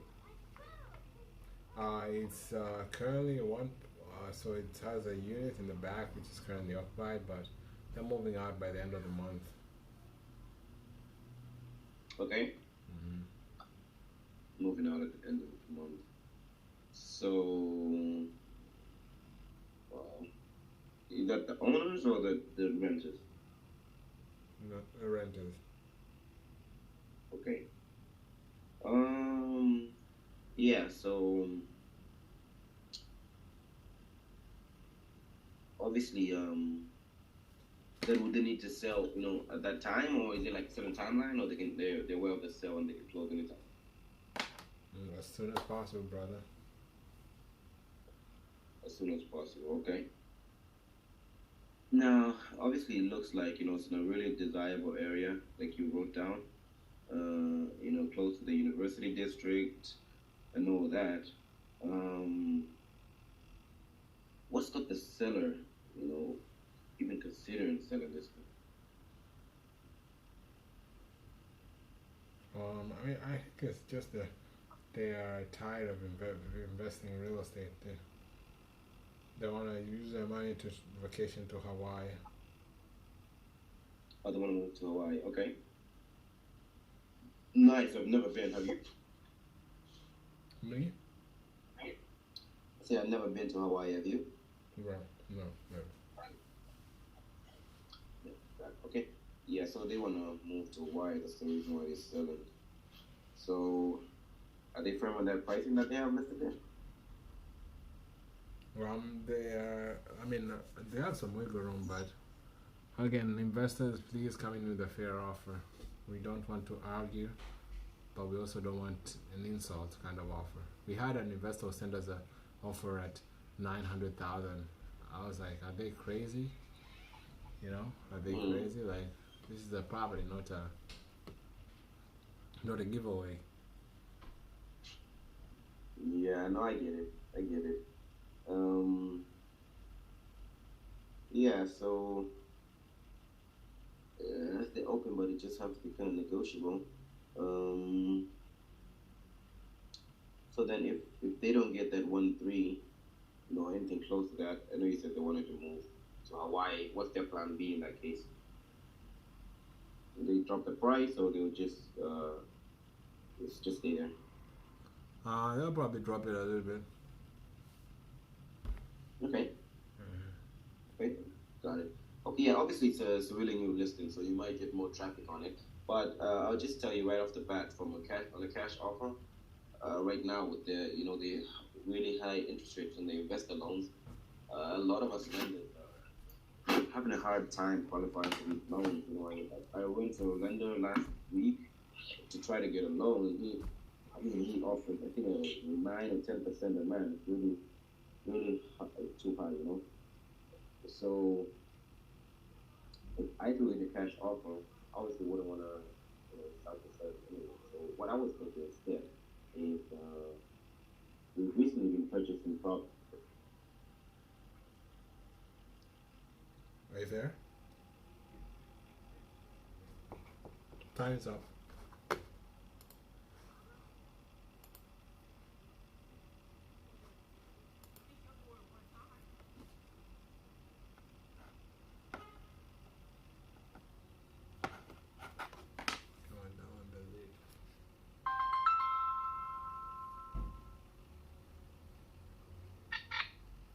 So this is a joke, man. You won't believe it.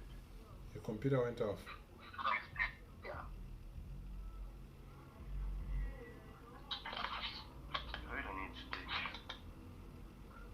So try to close the screen. Try to close the screen. Then open it.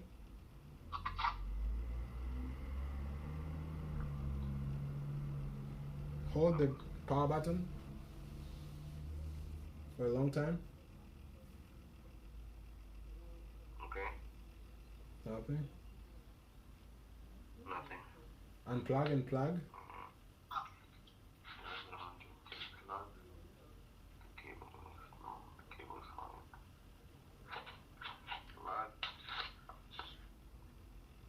Does your battery turn off when it's off, or is it still? Does it have power? Does it completely turn off when the power is off, or what? Yeah. Does it store charges? Can you use it without charging? Yeah, of course. And when it turned off, did it have power or no? It has power. So you could use it without. Yeah. It was not on zero. Yeah, there's definitely something, I don't know what it is. I mean, that's your battery's off, obviously. Even the power doesn't turn on. Try to put your phone, charge your phone using from your computer. Can you do that? Or it doesn't have a USB? It doesn't, but my phone has a type C charge. Let me try that. Yeah, see if it charges.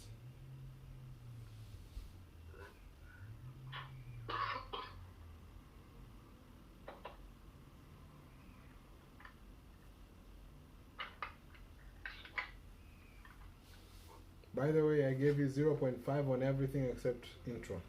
No, phone isn't charging. Is not, or is it charging? Not charging. Okay, yeah, so your battery is completely down. What is the battery issue? Either the Computer has gone. I the, This is like a I think the issue is either the. computer has gone off. Okay, so now try to unplug your charger, unplug your computer charger. Okay. It's up and on. Not the charger of the phone, the computer charger. Is it unplugged? Yeah. I can show it, because I'm not sure you. Maybe. Okay, I see it's unplugged. Wait. Computer is just battery is just low. Yeah, that's what I'm thinking. You see? Your battery. It's gone off. You see? It's just gone off. Yeah, it's your battery. It's your battery. It's a battery issue. But how? All of a sudden? So you said the battery was low, right? Yeah. Yeah. So either it's when it charges, it comes back on.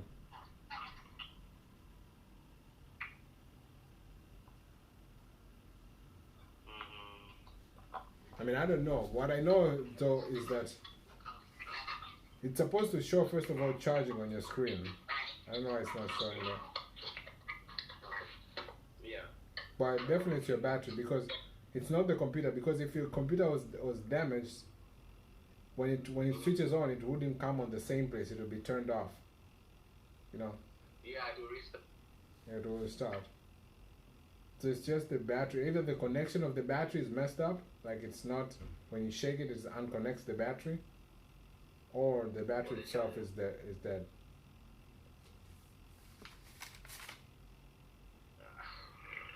You said you tried to charge it for 1 hour, right? When you tried last time. In the beginning, I was telling you, like, I was trying to make it go on for 1 hour. But it didn't go on, like, in the beginning of work. On. The beginning of work.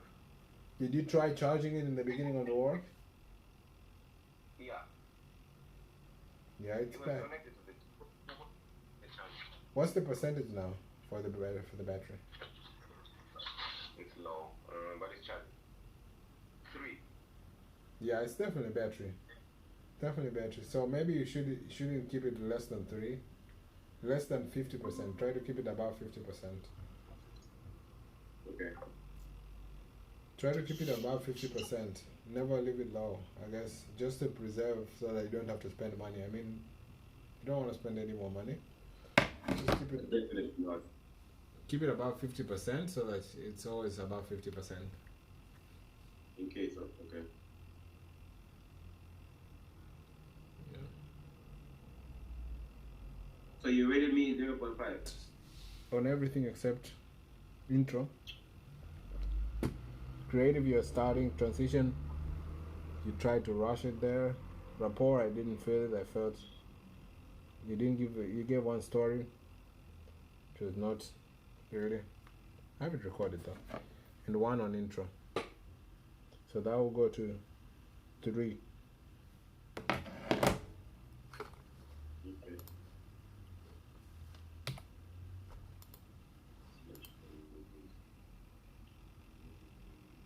What are you going to do with this?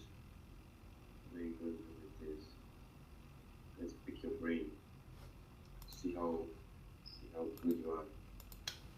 See how good you are. Hello, Hello, Philip. speaking. Hey, Philip. How are you? Good. Good. I'm looking at a property here you have listed in Perkins in Seattle, Washington. Do you have a few minutes to talk? Sure. What's up? Good. So I'm looking at this. Obviously, it looks like it's let's see, waterfront property. I'm a developer. We've done a couple of developments before, but we've never done one on the seaside. So um, I'm looking at it to probably build a new wood and hopefully sell it. Come in with a construction loan and hopefully sell it to a new homeowner.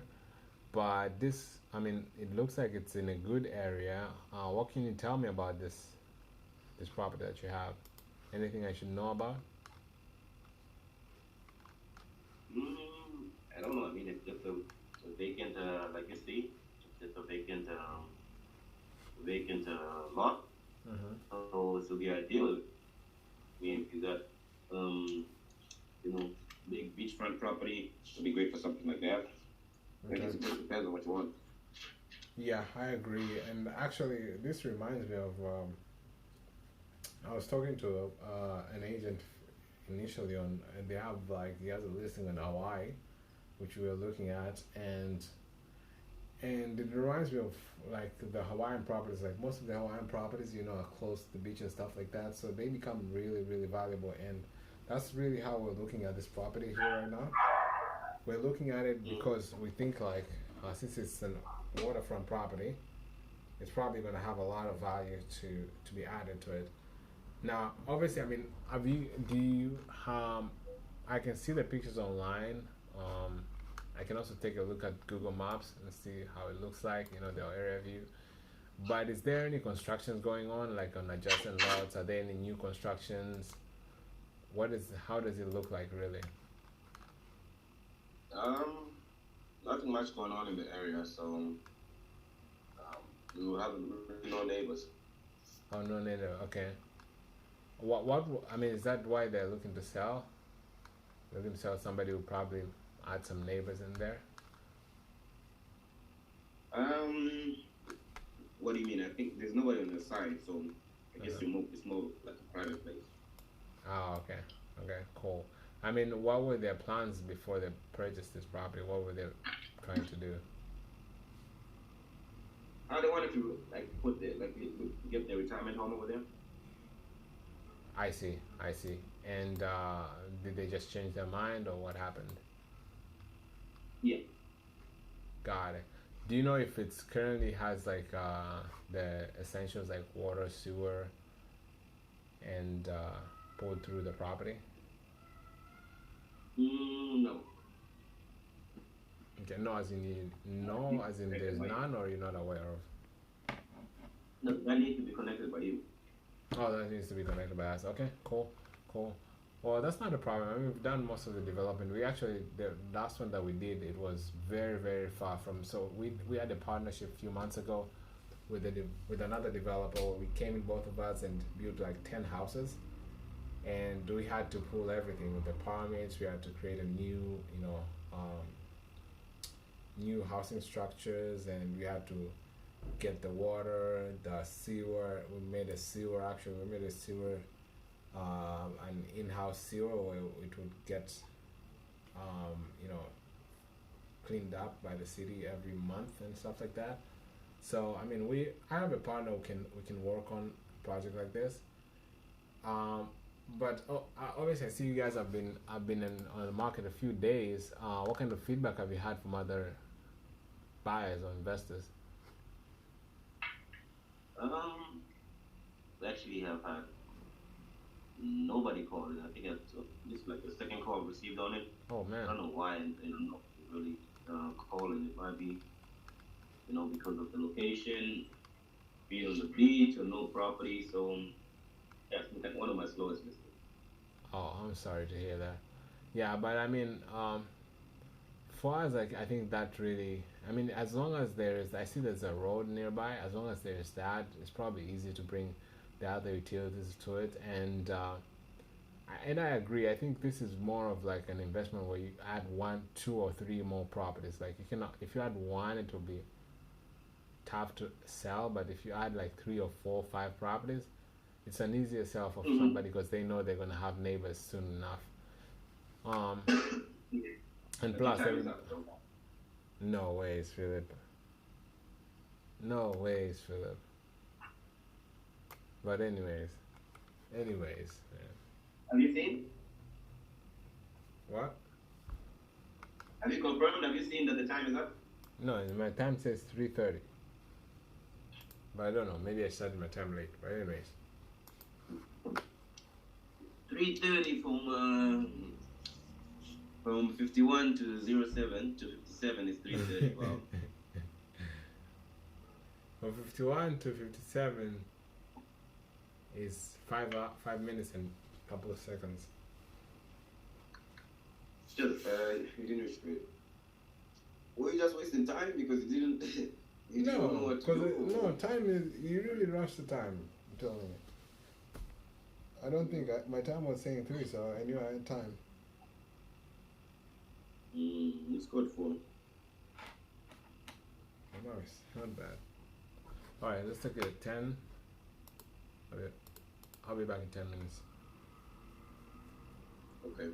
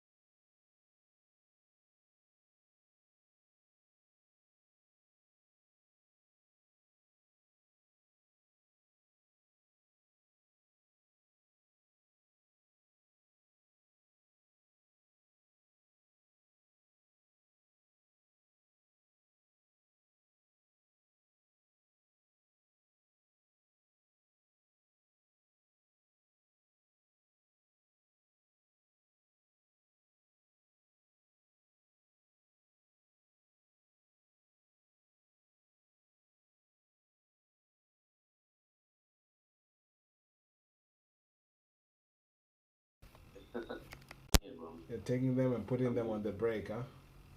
You're taking them and adding them to your breaks. I mean, having no food, so I'm not really taking break. My sister is at home. Oh, really? You're gonna starve when your sister gets married. Probably coming skinny to USA. Better I'll start make a plan. better start applying for the visa. I'll make a plan. I'll get big. Don't worry. Plan is in progress. Anyway. I'm working out. You know. Bro, the plan just I got didn't you. look. The plan got you sick last week. How? You went to the gym one day and you were sick the whole week. Nah. It's just the weather, bro. I Okay. think I think COVID is back, huh? You're gonna blame it on COVID? COVID is COVID. They announced it on the radio. Yeah. Oh my goodness. The COVID is back. Hmm. Okay. And it got you the first. You're the first recipient. Did you ever get COVID? I don't know, bro. But I was sick once during the COVID time and I've never been sick. So maybe. But I don't know if it was COVID. For me, I think I slept and then this was actually the most weird because I was sick for more than one day, 2 or 3 days, I Okay. think. And then I got back to normal. But I've never been sick then. Maybe. Yeah, it You could know, be. they say, I took the vaccine. I don't know if you took it.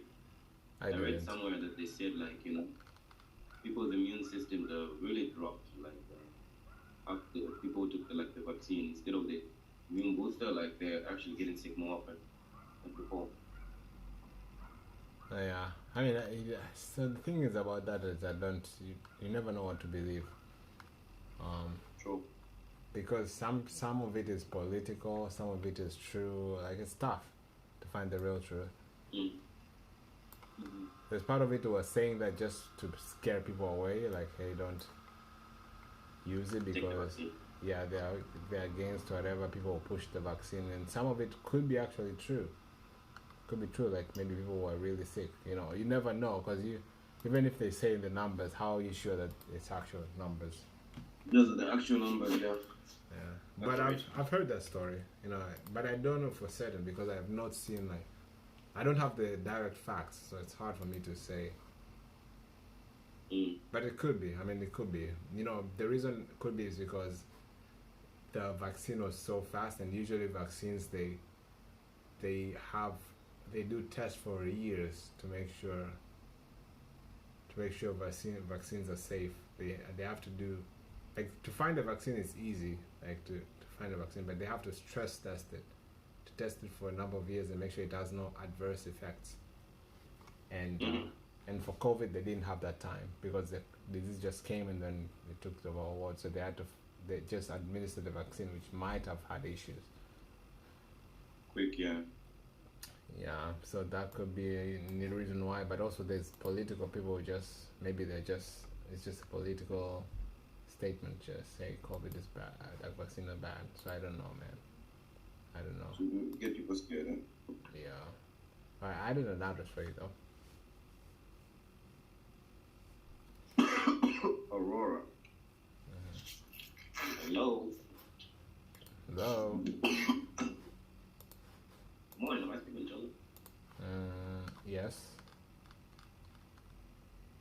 Hello, Joseph. My name is Philip.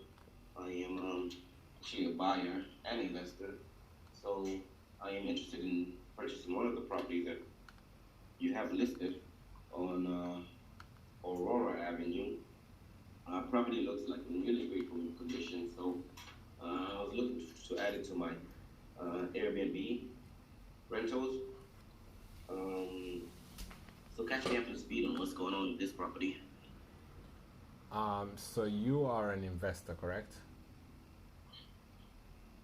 That's correct, sir. Okay.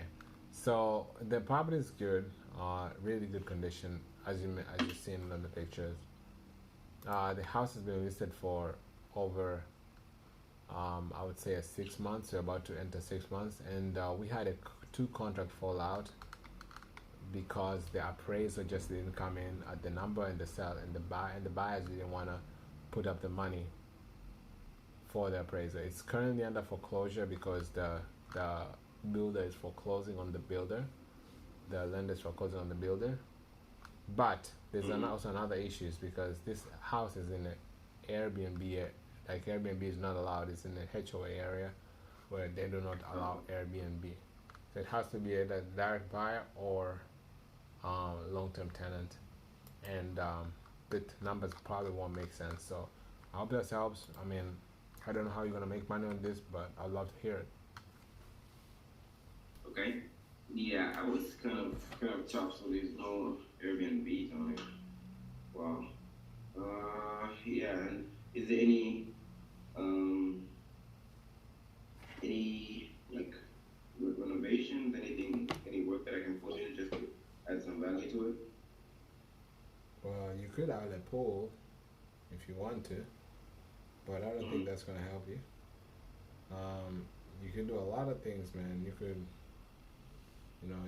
do a lot of things, but the problem is itself. Value is really what you value. So you could decide to do a lot of things to this property, but I think as it stands, it's already a top tier end of value standpoint. The rest I feel like it's just extra. Yeah, that makes sense. So yeah, you said the builder is foreclosing on this. Do they? Man, I see it's actually located in a really nice area. Or is it going to be kind of tough? Are they firm on their price? I mean, it's a foreclosure, so they're negotiable, but not too much. Okay, what is their last price? Obviously, I cannot tell you that. Fair enough. But I can tell you that we're pretty close. Pretty close, okay. Yeah, man. To be honest with you, it'll be kind of tough for me. This one will be kind of tough for me, just because obviously,